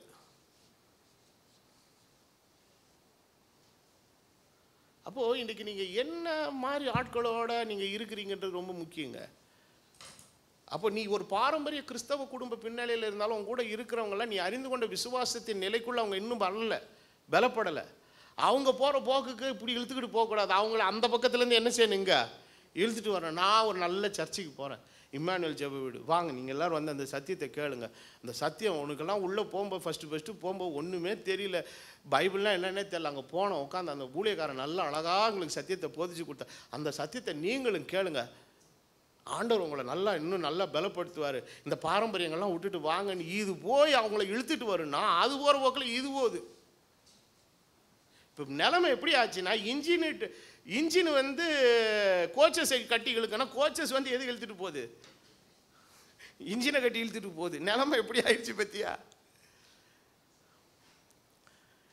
இன்னைக்கு கிறிஸ்தவை அறியாத பின்புலத்திலிருந்து வர்றவங்கள அவங்களுக்கு அந்த ஸ்கூல் ஆஃப் தாட்டை வந்து சின்ன ஒரு ஃபுல் ஸ்பீடிங்லேருந்து அழகாக கொடுத்து ஈஸியாக ஷேப் பண்ணி கொண்டு வந்துடலாம்.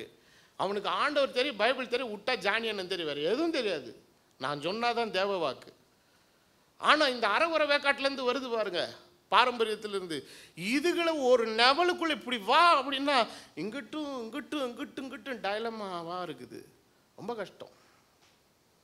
ஆனால் அந்த சூழ்நிலையெல்லாம் ஜெயங்கொண்டு உண்மையாக அப்படி நிற்கிறவங்க நிற்கிறாங்க, ஆனால் டைலமாவில் இருக்கிறவங்க இருக்கிறாங்க. இந்த டைலமா ரொம்ப நாளைக்கு உதவாது, இந்த டைலமா ரொம்ப நாளைக்கு நல்லதில்லை, இது உனக்கு மிகப்பெரிய கண்ணியாக மாறிவிடும் என்பதை மறந்து போகாது. யாரையும் வெறுக்க வேணாம், யாரையும் பகைக்க வேணாம். But you must know what is your limitation. They should not have any influence over you. அவர்களுடைய இன்ஃப்ளூயன்ஸுக்கு என்ன சொல்லலாம் தமிழ் வார்த்தை எனக்கு சரியாக தெரில. அது வந்து நம்மளை என்ன பண்ணக்கூடாது, டாமினேட் பண்ணக்கூடாது. ஆமாம், நான் வசனத்தின்படி இப்படி தான் இருப்பேன், வசனத்தின்படி இப்படி தான் வாழ்வேன், வசனத்தின்படி என் பிள்ளைகளை இப்படி தான் வளர்ப்பேன், வசனத்தின்படி என்னால் இதை தான் செய்ய முடியும், இதெல்லாம் செய்ய முடியாது. இல்லை ஆனால் உங்கள் கோயிலில் தான் சொல்லி கொடுக்குறாங்களா? இன்னும் உங்கள் பாஸ்டர் தான் பெரிய இவராக்கும், அவர் சொல்லப்படி கேட்டால் தான் நீங்கள் பரலோகம் போவீங்களாக்கும். நீயே சொல்லு தாயி, நீங்கள் பரலோகம் போகிறதுக்கு வழி சொல்கிறேன்னா நரகத்துக்கு போகிறதுக்கு வழி சொல்கிறேன்னா? அப்போது இங்கே பிரசங்கிக்கிற வார்த்தைகள் எல்லாம் உங்களை நித்திய ஜீவனுக்குள்ளே கொண்டு போகிற வார்த்தைகள். அதனால தான் பவுலோடு சேர்ந்து நானும் சொல்ல முடியும், தேவனுடைய ஆலோசனைகளை ஒன்றையும் மறைக்காமல் எல்லாவற்றையும் உங்களுக்கு சொன்னதுனாலே எல்லா மனுஷருடைய இரத்தப்பழிக்கு நான் என்ன செய்கிறேன், உண்மைக்கும் சொல்கிறேன். இன்றைக்கி தேவன் எடுத்துக்கிட்டா அவர் சமூகத்தில் போய் நான் சூப்பராக நிற்பேன். போய் ஆண்டவரே நல்ல போராட்டத்தை போராடினேன், என் ஓட்டத்தை முடித்தேன், விசுவாசத்தை காத்துக்கொண்டு கொடுத்த வேலையை சூப்பராக முடிச்சுட்டு வந்துட்டு ஆண்டவனே சந்தோஷமாக உள்ள என்ட்ரி ஆகிடுவேன். எனக்கு பிரச்சனையே இல்லை, எனக்குள்ளே எந்த விதமான கில்ட்டினஸோ ஒன்றுமே கிடையாது. ஆனால் நீங்கள் ஆண்டவருடைய சமூகத்தில் நீங்கள் என்ன பதில் சொல்லுவீங்க? Don't allow the unbelievers to have the domination over your Christian life. அவிசுவாசிகளால் உன்னுடைய கிறிஸ்தவ வாழ்க்கை கையாளப்படுவதற்கு, மேற்கொண்டு நடத்தப்படுவதற்கு நீ அதுக்கு என்னவே கொடுக்காத, இடம் கொடுக்காத. அதுக்கு நீ இடம் கொடுக்கறது எதுக்கு சமானம் தெரியுமா? பிசாசுக்கு நீ இடம் கொடுக்கறதுக்கு சமானம். பிசாசுக்கு எதிர்த்து நில்லுங்கள் அப்பொழுது. அப்போ ஏன் உன்னால் எதிர்க்க முடியலன்னா அதை குறித்ததான ஏதோ ஒரு பற்றுதலை ஈர்ப்பு உனக்குள்ளே இன்னும் ஒட்டிக்கிட்டு இருக்கிறதுனால தான் அப்படி அது அது இழுக்குது. அது இந்த ஊட் பாஷை அது கட்டாயிடணும். வேதம் சொல்லுகிறது, கிறிஸ்துவ உடையவர்கள் தங்கள் ஆசை இச்சைகளை என்ன பண்ணுறாங்க? இந்த கால வேளையில் கேட்ட தேவனுடைய செய்தியின்படி அவிசுவாசியோடனே உனக்கு என்ன பங்கு இருக்குது? ஆண்டவர் சொல்கிறாரு, நீ அதெல்லாத்தையும் விட்டுட்டு கொஞ்சம் நீ இருக்க வேண்டிய இடத்துல உன்னை நீ காத்துக்கோ, அப்போ தான் உனக்கு நான் ஏற்றுக்கொள்ள முடியும். நம்மளை யார் ஏற்றுக்கொள்கிறாங்களோ இல்லையோ, யார் ஏற்றுக்கொள்ளணும்? அவர் ஏற்றுக்கொள்ளணும். அப்போ சொல்கிறார், நான் உனக்கு பிதாவாக இருப்பேன், நீ எனக்கு குமாரனும் குமாரத்தியுமாக இருப்பாய். அந்த ஏற்றுக்கொள்ளுதலுக்கும் அந்த அர்ப்பணிப்புக்கும் உரிய வாழ்வாக உங்கள் வாழ்க்கை மாற இந்த நாளிலே கேட்ட அந்த உபதேச சட்டத்துக்கு உங்களை ஒப்புக்கொடுங்கள். கிருபையும் ஆசீர்வாதமும் உங்கள் அனைவரோடு கூட இருப்பதாக. யாவரும் எழும்பி நின்று ஜெபம் பண்ணுவோம்.